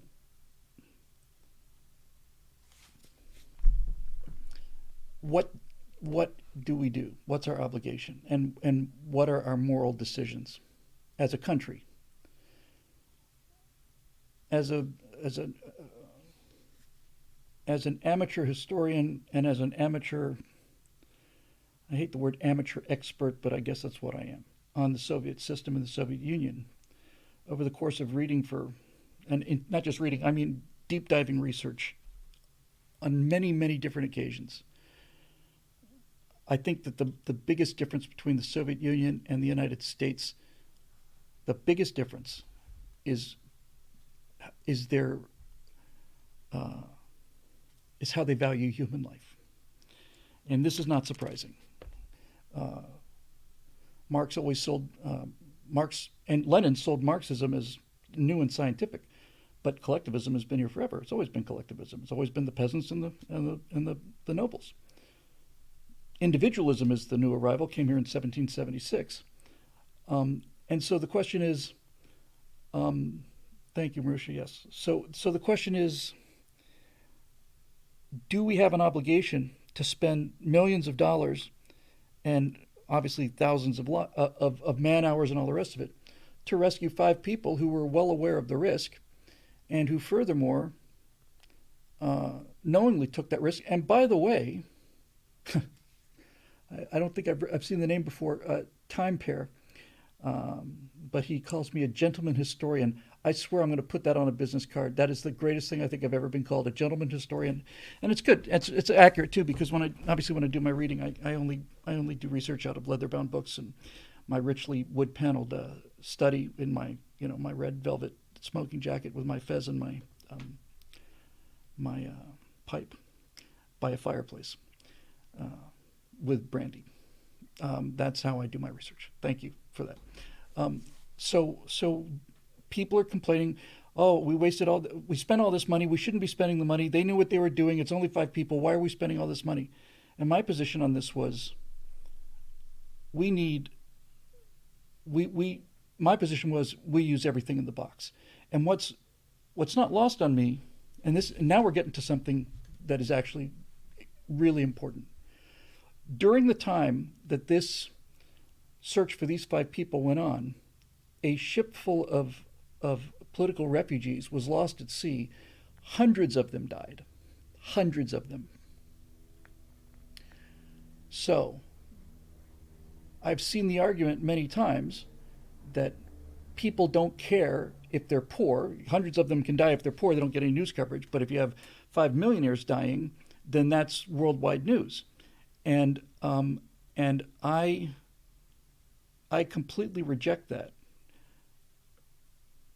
And here's why. Somebody tell me what the number is. How many people on Earth die a day? It's got to be hundreds of thousands, if not more. It's got to be, I would imagine, it'd be millions. How many people die around the world in a given day? So this tragedy with these immigrants or these political exiles who during the course of this 5-day drama lost their lives. Why didn't we care about them? And I think the reason is we didn't care about them because we don't. It's not even that we don't care. It's that they didn't approach our radar. The thing about consciousness, and this is something I never really considered about AI until now, is how much stuff we filter out. Phil, are you still there? My friend Phil Trick, who's in the comment section often, because I learned an interesting lesson. We'll just wait for the ping to come back. But we filter out things. We have to. I knew my wife is extraordinarily sensitive. Okay, glad you're there, Phil. Your progeny is about to be mentioned in dispatches here. My wife is extremely sensitive to people suffering, and especially to animals. She's often alluding to the number of kittens that she would find freezing or frozen out in Siberia, and these things affect her very heavily. And they don't affect me that heavily because I'm filtering them out. I have a deep love of animals, and I'm the kind of guy I drive 40 miles to take a little finch to a wildlife relief center. But we have to filter things out. You can't function. I briefly dated a woman, in the early 90s, who cried all the time. When I say briefly, I mean like for 2 dates, crying because of what was going on in South Africa with apartheid. And I remember saying, look, it's not that I don't sympathize with this, but since you have no control over it, other than whatever protesting you want to do, you kind of need to. You can't go through life like this. You can't just go through life like an exposed raw nerve. And Bandit says statistictimes.com says 164,711 people die every day. Well, now we know why the whole world was riveted by this, and this is why I reject the business of we're cared because they're rich. We didn't care because they're rich. We cared because they had faces. We cared because they were individuals. They weren't. They were five out of the 164,711. They were five that had faces, and none of the others different did. The refugees on that ship that sank, which were 300 or 400 of the 164,711 every day, were faceless.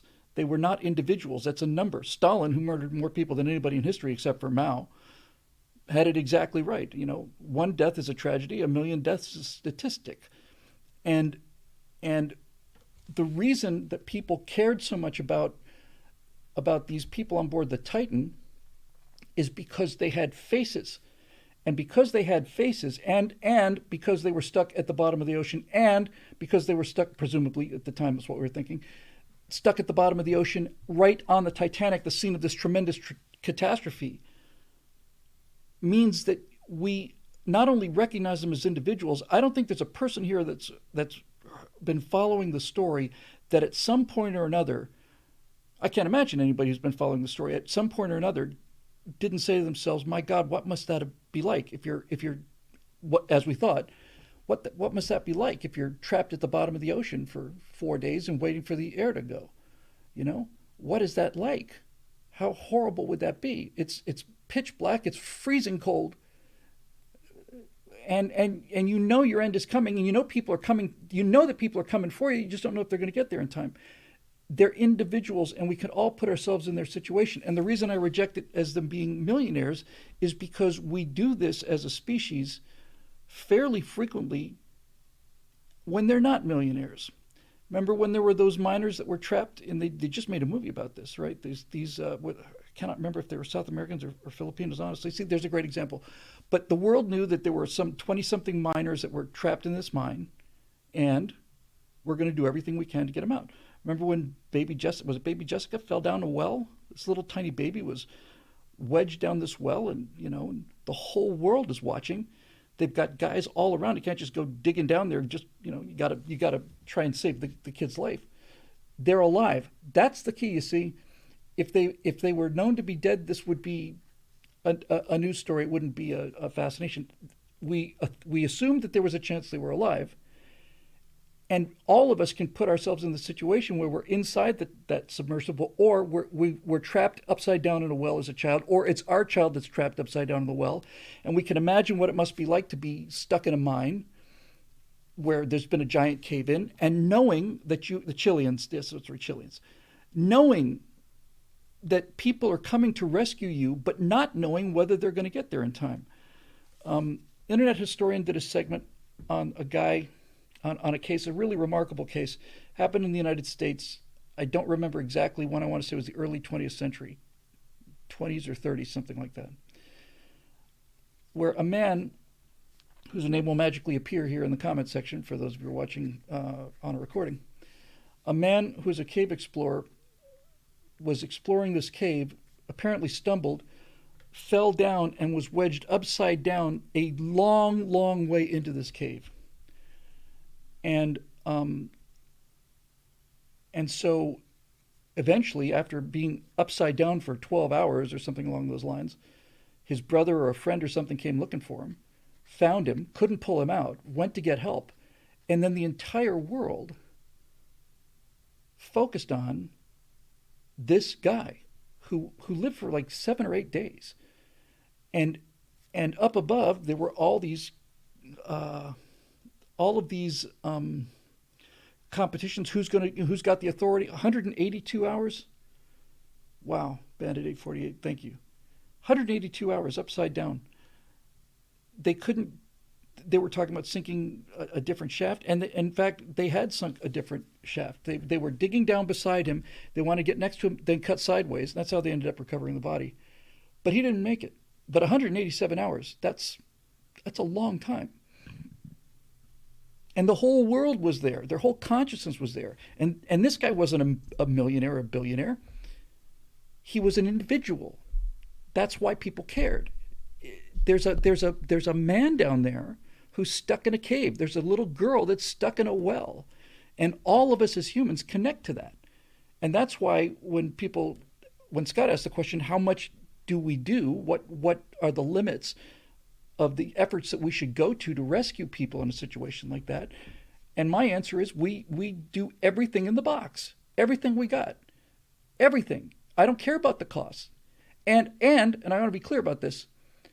And I think it's worth doing even if it costs additional lives, because the people that are going to do the rescue are volunteers, and they're in it for the same reason that people are in the military or the police or firefighters. Even if people lose their lives trying to rescue them, they're not giving their lives to rescue them. It's not like it's a suicide mission. So I say everything in the box, all of it. And the reason I say all of it is because the Soviets just don't think this way. If you murder 20 million of your own people, when I was in Nashville a week ago, I got a chance to see the first cut of An Empire of Terror. And not only was that astonishingly beautifully lit, but the post-production on that show actually nearly had me cry. And what nearly had me crying, of words that I wrote and recorded, was I was talking about these mass graves that still exist within 20 miles of downtown Moscow, including inside Moscow. Here's a house where they shot 36,000 people in the basement, and there's people outside on a sidewalk, sitting on a bench drinking Starbucks.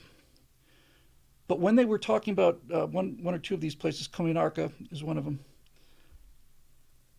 the editors on this show, on Empire of Terror, had found photos of inside Komyarka where people, just lots and lots of thin trees, and people had gone to individual trees and nailed the pictures of people that died there on those trees. And when I saw those faces there, it really got to me.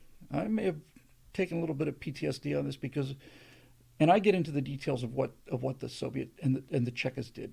I spend one episode, I closed one of those episodes with 15 minutes, and the whole thing is incredibly lit. But during those 15 minutes, I said, I was reading direct quotes from a guy who was there. It wasn't me quoting him. I was just reading from the book. And I said, guys, on this segment alone, it's about 15 minutes. And to set it off so that it doesn't look like me talking, to set it off that I'm just reading, I want to read this in red light. I want the light to be blood red just for the segment alone. And the filmmaker guy said, oh, okay, so this is cool. Now we got an idea of we can actually, I won't say have fun with this. So I did. I just read 15 minutes of all the things that this guy saw during Lenin's terror, the Red Terror.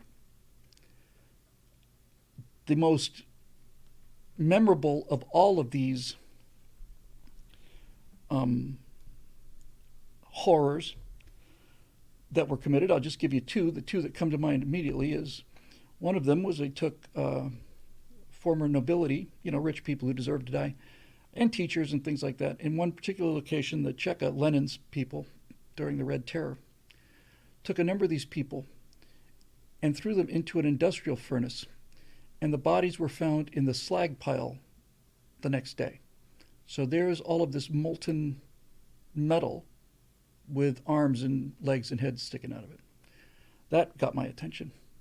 Another one was, I forget the name of it now, somebody's gloves.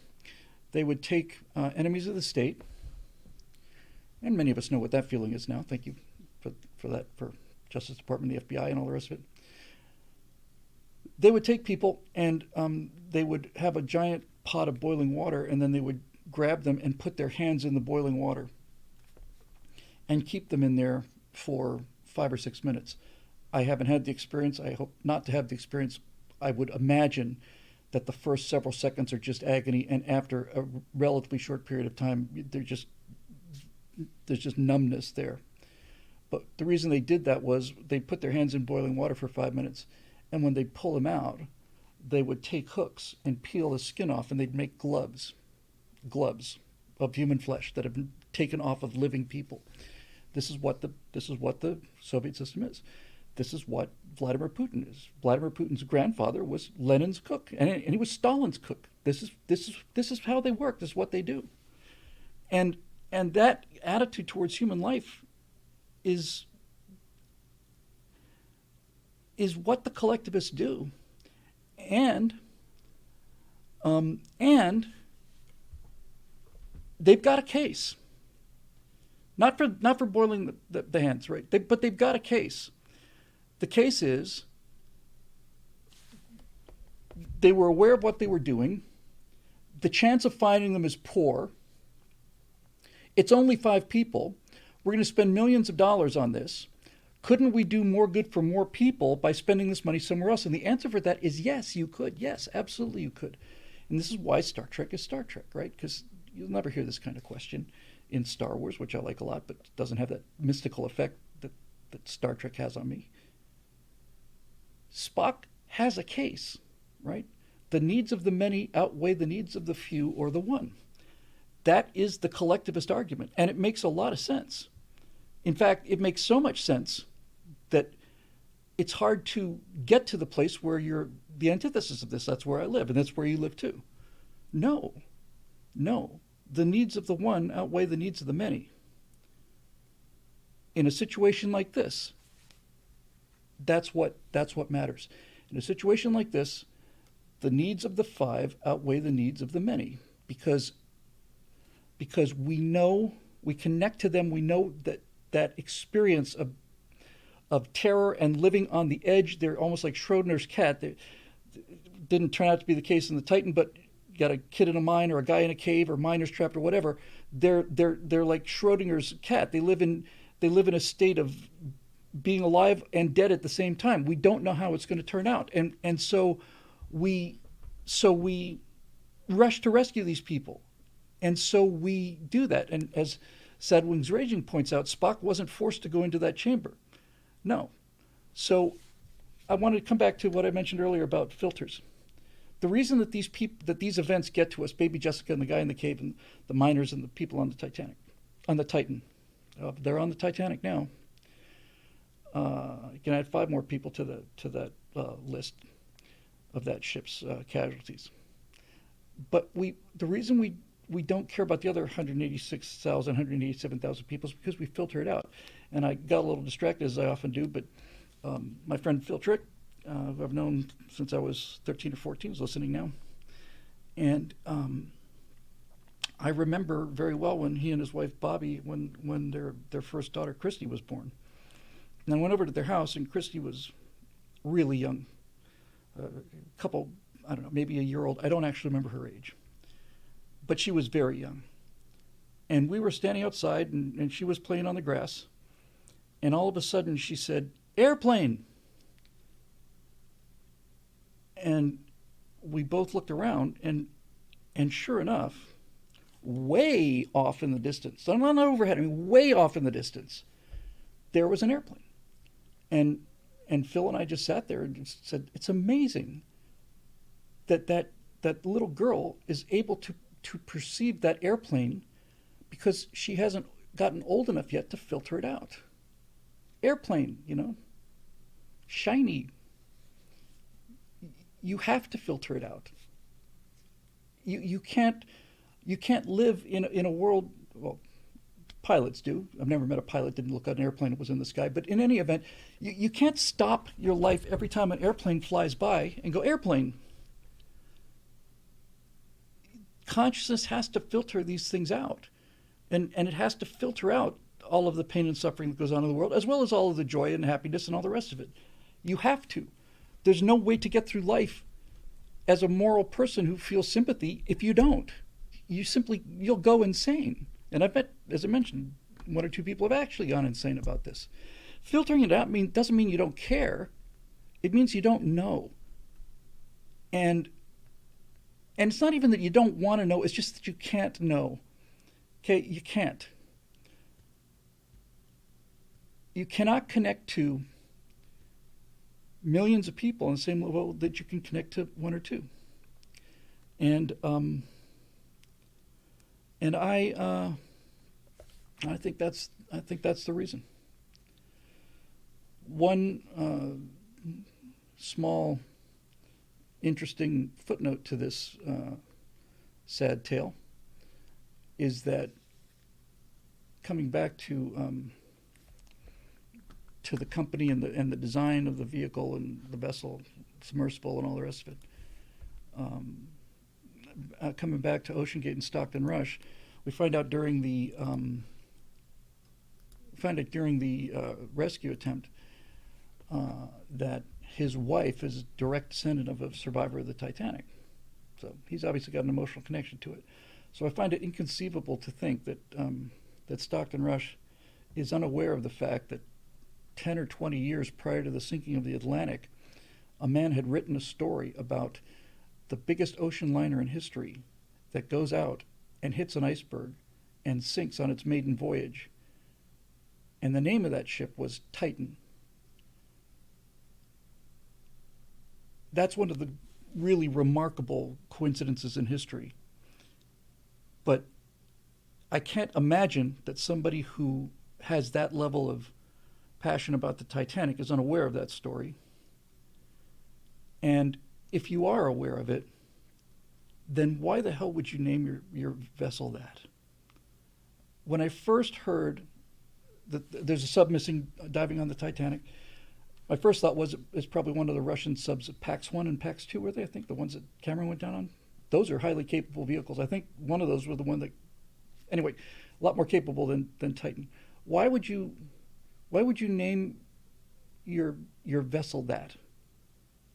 I guess you're doing it to tie into Titanic to make maybe it's a marketing decision. But, superstitions can ruin your life.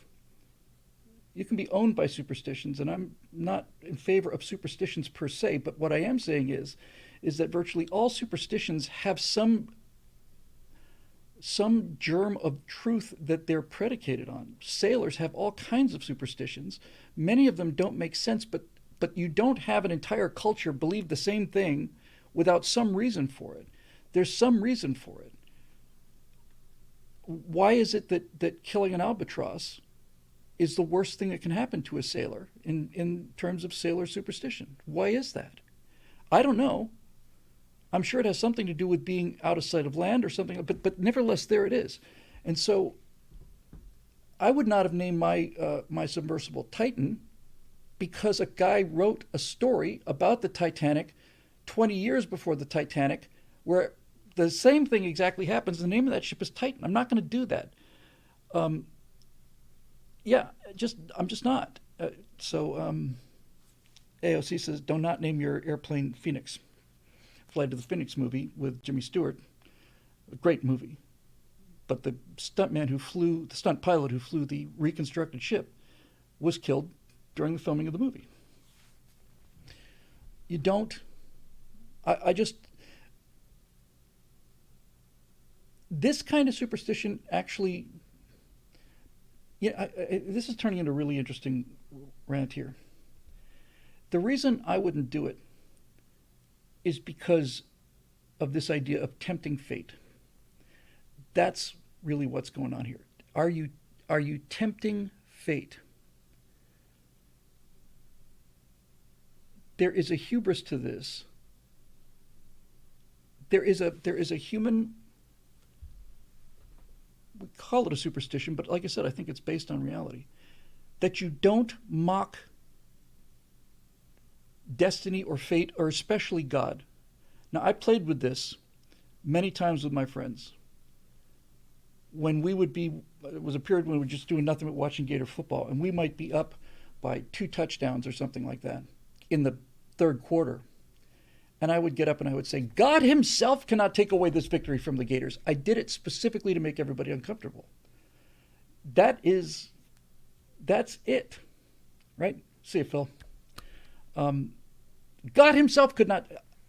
They're saying, shut up, and I'm doing that to get that reaction because it's interesting. Clearly, it doesn't have any effect on the outcome of the game, but also clearly, you don't go around mocking God or fate because not because it brings it about, but because it indicates a level of hubris that you have that indicates that self-centeredness is hiding flaws in construction. And this is what I think happened with Stockton Rush. I think he was extremely hubristic about his design and about his new way of doing things, and did not go to the care and trouble that somebody should have done in a case like this. Again, I admire him for using his own money and running his own business. But the business about, oh no, no, they're not tourists. We're all scientists. No, they're tourists. If you're ashamed of running a tourism business, then get out of the business. But don't try to lie about it and cover it up, because he's doing what Mitt Romney did in 2012. Mitt Romney, you're a multi-millionaire. I don't have that much money. Of course you do. You know, Mitt Romney has $100 million. I don't have $100 million. I have $150 million. I earned every penny of it, and people who traded with me freely think they got the better deal of it, because nobody trades down. So all of this stuff is built into this incredible tale. As an idea, I've mentioned many times on this show and on Stratosphere Studio as well, that I spent a number of years going back to the University of Florida. I didn't graduate the University of Florida, but I left it in 1981. I was there 79, 80, 81, I think, maybe 82. 8 years of college down the drain. And then I went back in 93 till 97, because I was tired of living in LA and tired of being a limo driver, tired of trying to break into the script writing business, tired of all of it. Went back to Florida. I had independent income from Kaiser Permanente. I was writing comedy. I was writing jokes for Kaiser Permanente and getting paid for it. And I thought I can do that anywhere, so I went back to University of Florida because I wanted to do a comedy show, and we did. And we did, I don't know, maybe 100 different sketches over a course of 3-4 episodes. It's called Grazing. The idea was you're just flicking through the channels, and we did that because watching Saturday Night Live, which has practical problems, it's a live show. You've got to have some of those sketches run 7 or 8 minutes, because that's how long it's going to take to get somebody in a new costume or whatever. No, I did not graduate. Actually, I am a college dropout, and that's what saved me, I think. But of all the people there, we had so much fun. It was just a transformational experience for all of us. And a few years ago, we lost one of them, a guy named Ron Smith, who called himself Rocket. Liked to call himself Rocket. Liked to call himself Reverend Rocket. And Ron was the most unusual person Rocket was the most unusual person I have ever met in my life. He had the kind of innocence that,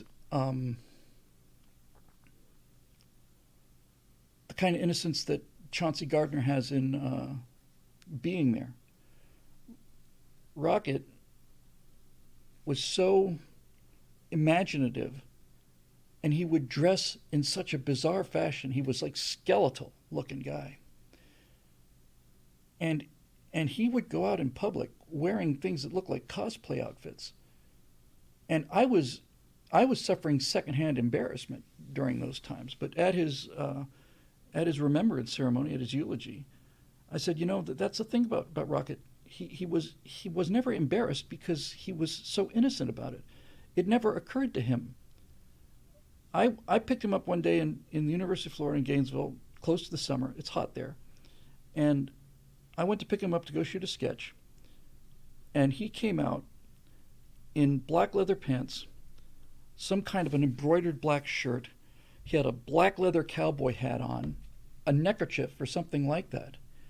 He got in the car, and I said, Ron, you look like a gay Brazilian prostitute. This is not what he was wearing for the sketch. This is day-to-day clothing. He was like, huh? Really? Yeah. I bring Rocket up because he and I had an idea for a sketch that we never did shoot. But we just laughed and laughed and laughed till we cried about it when we were working it out. It was the best time I had, I think, ever, was those writers meeting, comedy writers getting together. So we were pitching ideas, and Ron and I were talking about this idea, and mostly it was Ron. And he said, I want to do a sketch where I'm a golfer. Okay? And it's a critical putt, right? And we'll have people in the background, and we'll get that sound. It's like a critical putt. And I want to make this long putt. And I want it to go right to the hole and then just whip around a little bit and miss it by this much, right? Just barely misses it by this much. I said, okay, I'm with you. He said, then I want to take the putter and raise it to the sky and shout, eternal enemies! Eternal enemies! I don't remember whether we were talking about whether we're going to put a lightning strike in there after that or something, but I do remember Ron. I do remember Rocket pitching the idea that because he'd missed this putt, he was now an enemy of God. That the rest of his existence was going to be predicated on destroying creation and demolishing God because of this horrendous injustice that he did to him. Eternal enemies. God, that was hilarious to me. I just thought that was so funny. But the reason it's funny is because of that tempting fate, right? It's like you don't do that. You, even people who don't believe in God, most of them kind of feel like you just shouldn't tempt fate. Probably because if it turns out that something bad does happen to you, it makes a pretty good predicate, you know? Damn you, eternal enemies, eternal enemies. I'll never forget it ever because you missed a putt. So I wouldn't have named my submersible Titan because if something had happened to that submersible, that name would be ironic. Is there superstition about that? Yeah, certainly, sure. It's certainly superstition. But I wouldn't have done it. And sailors have a number of superstitions. I think one of them is you don't set sail on a Friday, or is it a Sunday? I think a Friday maybe. Another one is the worst thing that can happen to a ship is to have it be renamed, rechristened. Renaming a ship, they say, is the worst luck you can have. So sailors, not so much today, obviously, but for most of the history of people being on the ocean, sailors have been probably the most superstitious people there is. And I realize now that it's predicated on truth, but there's actually more to it than that. The reason that sailors were so superstitious is because that kind of superstition is a psychological protection against danger. And you think about what those men did in the era of sail, right? Where you are going to get in a wooden vessel that's not much bigger than a high school bus in some cases. Certainly in the case of the ships that Columbus brought over, Santa Maria is a tiny ship, but the Nina and the Pinta are just lifeboats basically. And you're going to go sail around the world in this thing. You've got no radio, no navigation, a chance of you getting lost or running out of supplies or hitting pirates or running aground. All of these things are just tremendously high. And you're just a person out there, and there is the ocean, there is the sea. It's endless. It's an abyss. It is a living thing. It's an enemy. I mean, sailors love the sea, but they also fear and respect and hate it. And so superstition is so strong among sailors because superstition gives sailors the sense that there are rules out here, and if we follow the rules, we'll be okay. That's what superstitions do for them. It eliminates uncertainty. Uncertainty is what is unbearable for humans. AOC says, "Don't whistle at sea. That's bad luck." So, Mel Frank, any Johnny Quest fans here? The room is filled of them, John. But we'll probably get to that on Stratosphere Studio on Monday. So it gives them a sense of control. It gives them a sense of anticipatory compliance. Somebody recommended to me when we were undergoing the whole mask thing, why was it that so many people were enthusiastic about the masks? I can understand. I never bought into it, but I can understand why you would wear a mask because you thought it might help slow the pandemic down, either through transmission or reception, whatever. I can understand wearing a mask in that situation, but I could never understand the people that seem to enjoy it. I couldn't figure it out. I still can't figure it out. Here in Los Angeles, I still see them every day. We talked about this a show or two ago. What the people are doing with the mask, or the people who are first in line to get the, I think I probably could say vaccine now, the people who are first in line to do that, all of that, why? It's a form of superstition. It's what this guy called anticipatory compliance. It was a book that was recommended to me called The Extinction, I think, of the European Jews.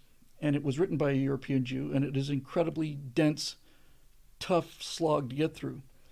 But this guy, this Jewish man, was saying that when these laws were put into place, like the laws that said now in this particular ghetto, now you must wear a yellow armband, or you must wear a yellow star on an armband. You got to be branded. You got to be publicly branded, and deal with the disgrace and the humiliation and the just the degrading quality of that. It's a horrible thing to have to bend a knee to. But he said there were large numbers of people who were first in line. Jews who were first in line that day, the day that the law went into effect. These were people who were standing in line so they could get their armbands. Why? He said it was anticipatory compliance. He said what they were psychologically doing, they probably didn't realize, but what they were psychologically doing is they were saying to their murderers, to the people that held their lives in their hands, I'm one of the good ones. I'm one of the good ones. You don't have to put me in a gas chamber. You don't have to worry about me. You tell me to do something, I'll do it. It's a form of Stockholm syndrome, but that's what it is. It's anticipatory compliance. Somebody's got a gun to your head, and you are trying to show them, no, you say jump, I'll say how high. It makes a lot of sense to me, actually.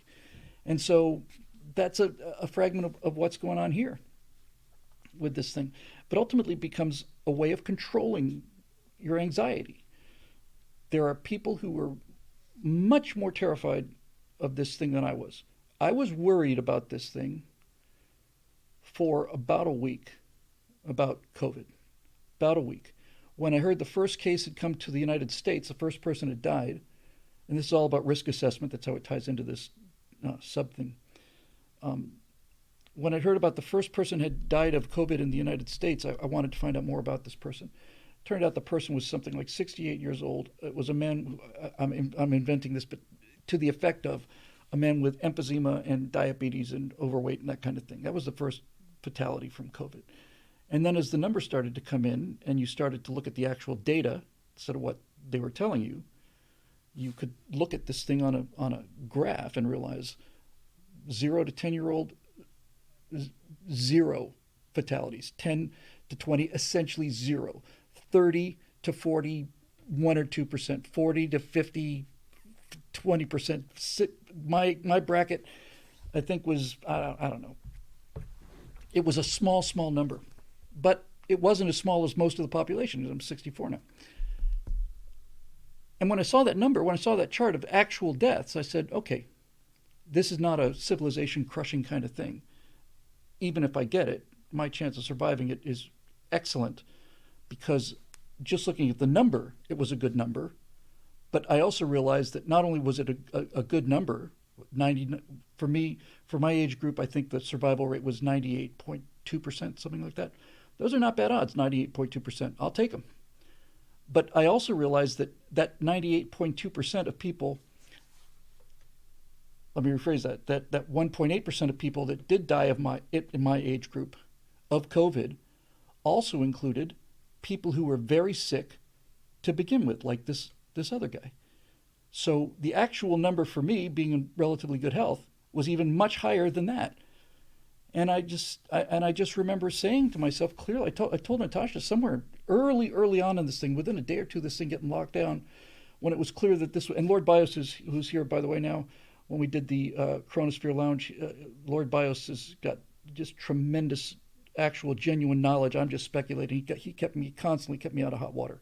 So I'm just glad to have a chance to acknowledge you for that again, Lord Bios, because it wasn't fun, but it sure was interesting, and it was great to have somebody making sure I wasn't wandering off into areas that I didn't mean to because I didn't have full information. Anyway, when COVID happened, I said to Natasha, look, honey, I don't know about you, but I want to go down to LAX and lick some doorknobs.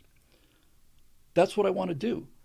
If this thing is an airborne contagion and it's as contagious as the cold or the flu, then it's only a matter of time. And every day that we get older, at this point, we're getting higher on the statistical side of not surviving this. We're both very healthy. Our chances are excellent. This is well before the vaccine. I would rather just get it over with, because if we get it and survive it, and that's almost certainly what's going to happen, that is by far the most likely case, then we're immune and then we don't have to worry about it anymore, right? So that's how I look at risk. It's like, okay, I don't want the uncertainty. I want to know if it's going to kill me. Then if it's going to kill me, I'd like to have it kill me early, rather than being afraid of it killing me for 3 years and then have it kill me. So we both got the Delta variant when the final one, whatever it was, Epsilon or whatever. There was the last strain that came through was really quite mild, but the one we got was monstrous. We were I didn't eat for 11 days. I lost 16 pounds at the Wuhan Weight Loss Center, uh, and and we did not end up taking the vaccine because I was about 3 days away from doing it. And a friend of mine said, "I need to have a talk with you about this." He said, "This thing alters your DNA," and I said, "Come on, come on, come on, seriously, vaccines don't work that way. We know that." And she said, "Right, that's right. It's not a vaccine." Um, anyway, risk assessment and all of this is what this story is about, and and to that degree, I think I'll close this story about this sub tragedy, which is pushing over 2 hours now. I think I will close it by saying this: I feel about these five people the same way I felt about the seven astronauts on the Challenger and the seven astronauts on Columbia. I wrote an essay called "Courage" about the final minutes of Columbia, and I said that unlike the Challenger astronauts, at least the crew of Columbia got to spend 8 or 9 days in space doing what they loved. They probably had 20 or 30 seconds of knowing they were going to die. And in their case, apparently, it happened rather quickly, not because of fire or anything like that, because the loads suddenly, when they lost the wing, it just essentially just broke their necks. They just took this incredible sideways G-force. So their actual end, I'm sure, was pretty much instantaneous. Yeah, that was called Courage. And but I remember saying, this is how you go, right? I mean, this is it. You do what you love, and you know the risks, you know it's dangerous, and you take them, and you take them with open eyes. You don't blind yourself to the risk. You don't tell you, oh, it's probably not going to happen. No, you got to face it. You got to. If you're going to fly, for me, I would certainly ride to space in a SpaceX vehicle, but I wouldn't ride into space until I'd taken a good look at the three spacesuits from the Apollo 1 crew, because photos of that are available now. I don't remember seeing them, but they've been released sometime in the not too distant past. And on Apollo 1, like people in this submarine, which is, I think, my last point about the sub, they were in a capsule that they could not get out of. And so they burned to death. And if you're going to get in a capsule and go into space, I'm speaking for myself here, I want to see those suits. I want to see what the actual risk is. The guy who opened the hatch, who knew them all, was a close friend of all of these guys, said that when they opened the hatch on Apollo 1, if you've seen the photos of Apollo 1, it's a blast furnace in there. He said not only couldn't he tell who was who, but he couldn't even tell what parts of bodies were which. There's a plastic lining inside the cockpit, inside the cabin, another design flaw, which Apollo 1 had 500 and something registered squawks about problems. But he said that there was plastic lining on the inside of the capsule, and that this plastic had melted, and when he opened up Apollo 1, all he could see was this mass of melted plastic with burned hands, arms, and legs coming out of it, and that's morbid and horrible. But I think if I was going to get in a capsule, go to space, I would want to see the inside. I don't need to see the bodies, but seeing the inside of the capsule and seeing their suits, which are just shredded by fire. And that's what I think informed risk is. So I would take that ride. I really would. Because I think the reward outweighs the risk. I think the risk is pretty slight. Even on the Titan, which was clearly the most risky design of the 9 subs that are capable of going down to that depth, that vehicle made 40 dives. Right? So 40 times people took that risk, got the reward, and didn't pay for it. And I've also heard people say, you know, defending the fact that it was steerable by a Bluetooth game controller. People saying, look, you got to have some kind of system for control. This is a multi-axis system. They spent millions of dollars developing the thing. It works great. And people are used to using it. They had backups on board. I would have preferred a USB connection or something. But my point is, people are saying, my God, that was insane, to go down the thing with a game controller. I don't think it was the game controller that would have worried me.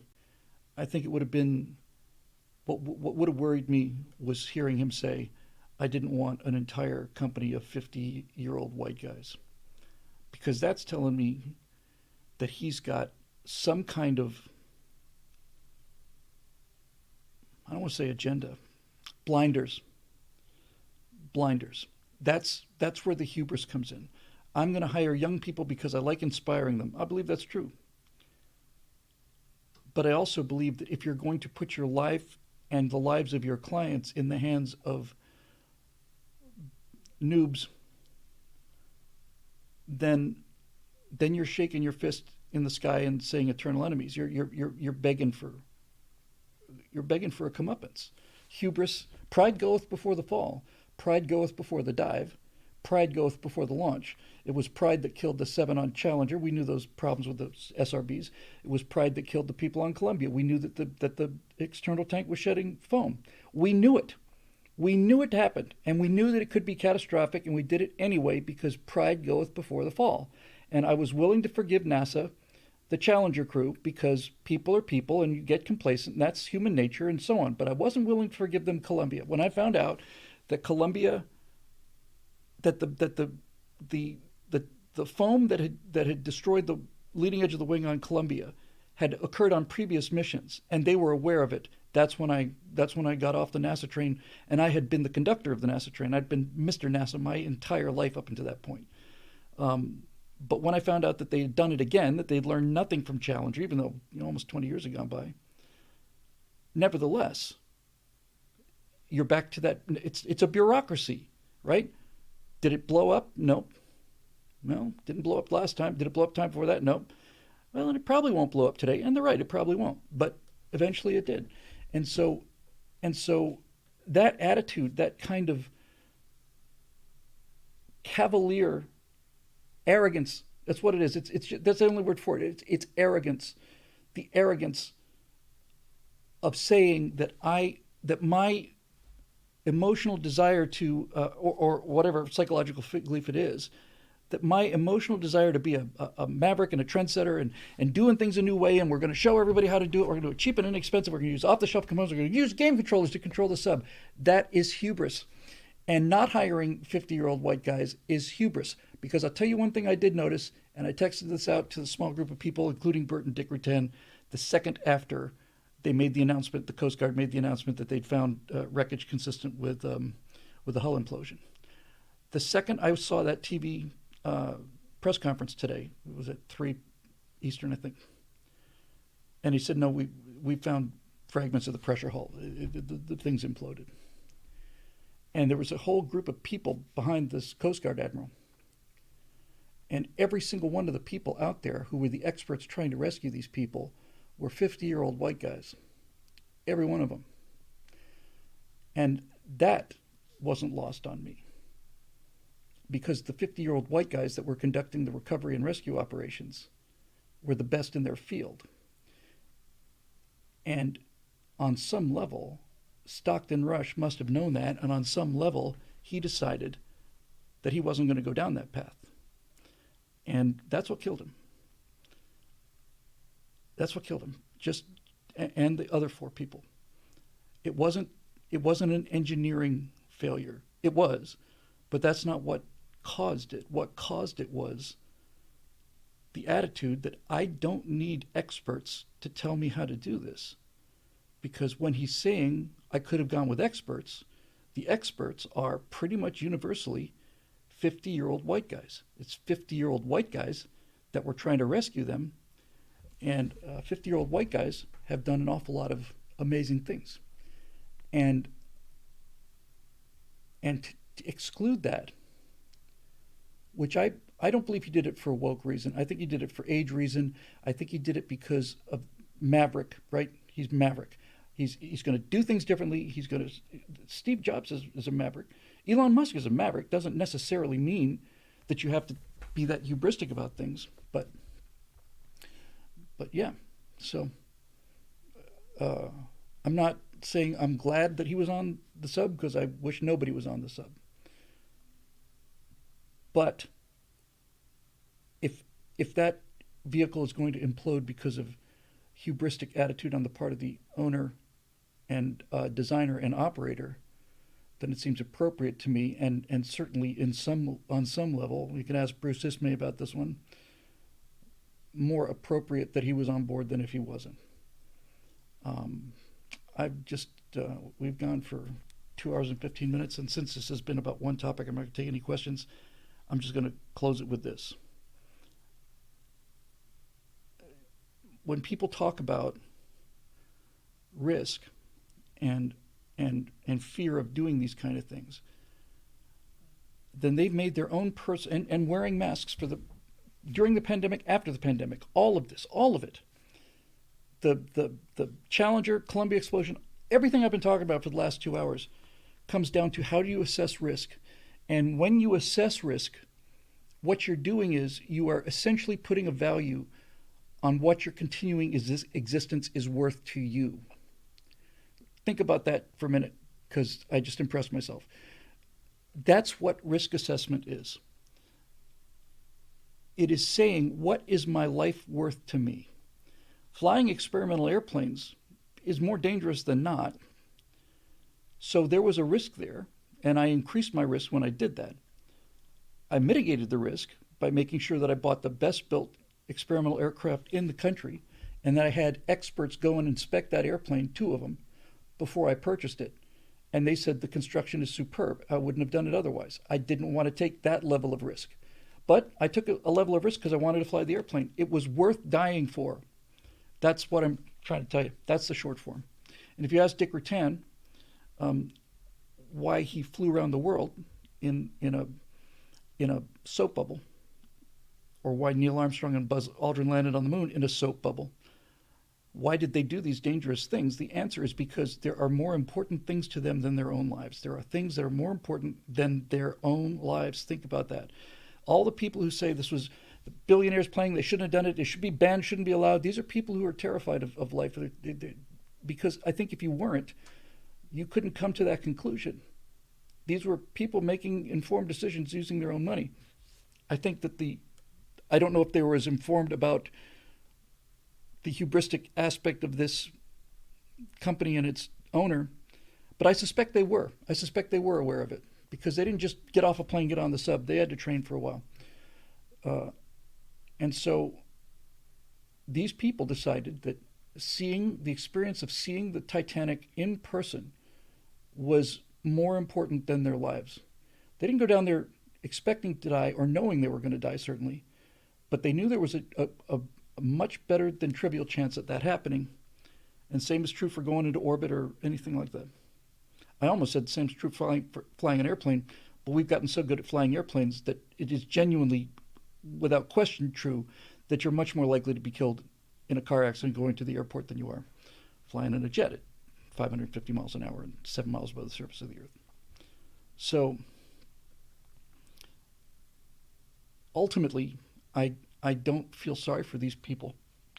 I regret their loss, but I don't pity them. I don't pity the astronauts on Columbia. I don't pity the astronauts on Challenger. I do pity people stuck in caves and people lost down wells and miners trapped, because, well,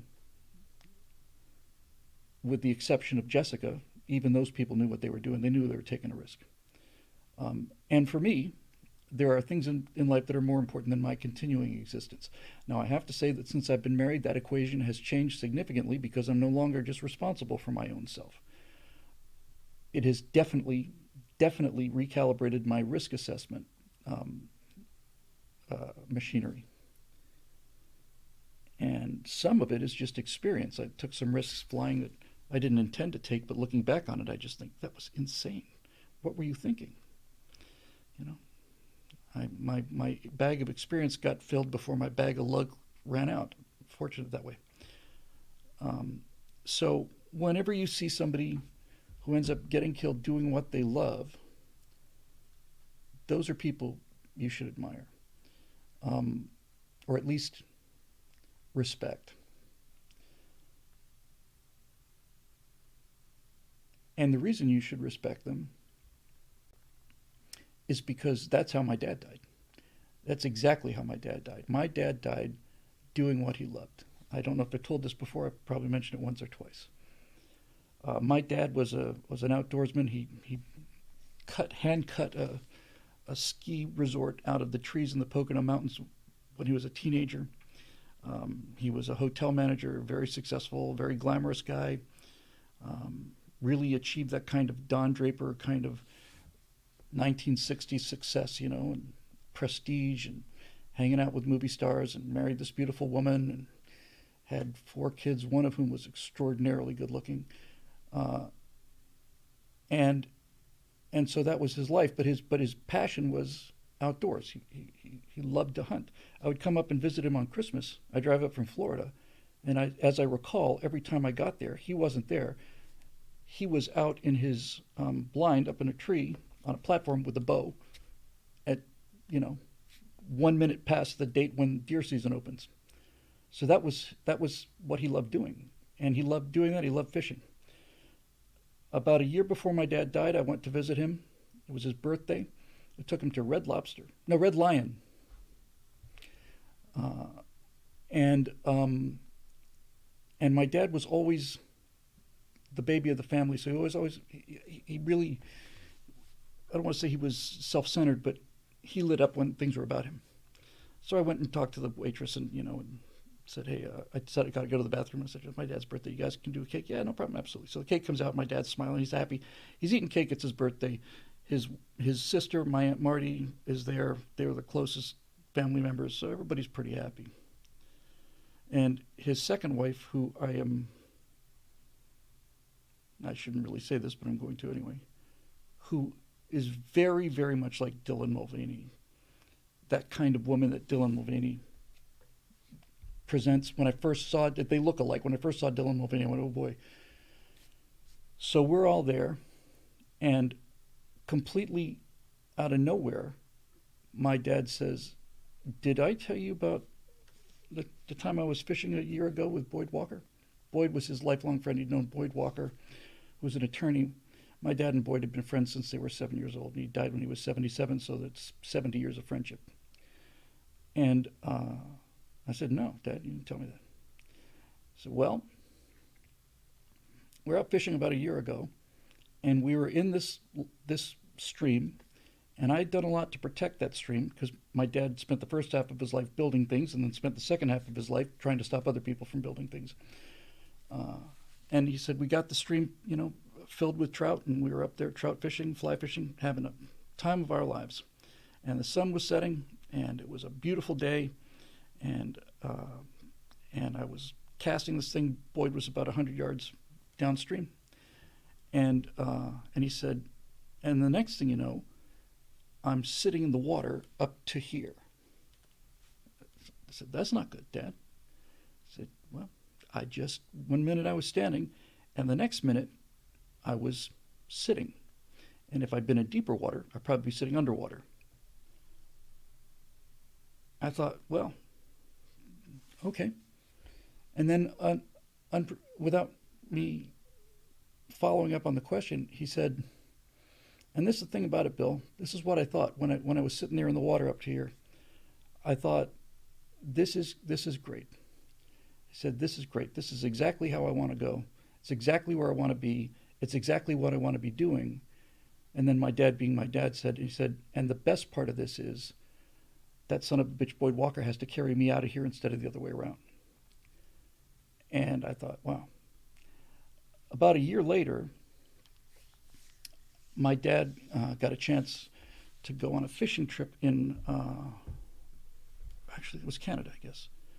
And it was one of these really remote places where you have to fly in on a seaplane. It was an expensive trip. A family member had succeeded in business and took my dad with him, and my dad's younger brother, my Uncle Jack. So 3 or 4 of them went on this fishing trip in the middle of nowhere, way out there. And Uncle Jack told me that as they were coming into land, my dad had his face pressed up against the window the same way I do when I'm flying, but he wasn't into the flying. He was just looking at this remote location. They landed on the lake and they had to check in and had to go down this trail or something. And as they're getting out of the aircraft and people are getting ready to board to go out of there, they're coming out of there with salmon, like huge salmon. And my dad he was so excited. He said, Jack, we are going to take every goddamn, he didn't say goddamn, we're going to take every goddamn fish out of that lake. We're not going to leave a single one in there. We're going to get every one of them. He was just over the moon looking at these enormous fish that people are just bringing out by the score. They're walking up this little trail, and my dad is behind Jack, and he says, hang on a second, Jack. And my dad just sits down, and he lays back, and he's gone. And I remember thinking, you always got your way, Dad. You always ended up getting your way. You always did. You always got what you wanted in the end. It was always that way for you. Because I know what he was thinking. Because he told me a year before it happened. He told me exactly what he was thinking. He told me he was happy, that he was doing what he loved, he was right where he wanted to be, and it was quick. And that's exactly what happened to those people on that submarine. They were killed quickly doing what they love. And since we all have to go, speaking for myself, that's how I want to go. This show's made possible by the members at BillWhittle.com who keep the lights burning, and if you like the content, we sure could use your help. If you want to become a member or make a one-time donation at BillWhittle.com, we'd certainly love to see you there. Until then, we'll see you on Monday night for Stratosphere Studios, and we'll see you next Thursday right here on the Stratosphere Lounge.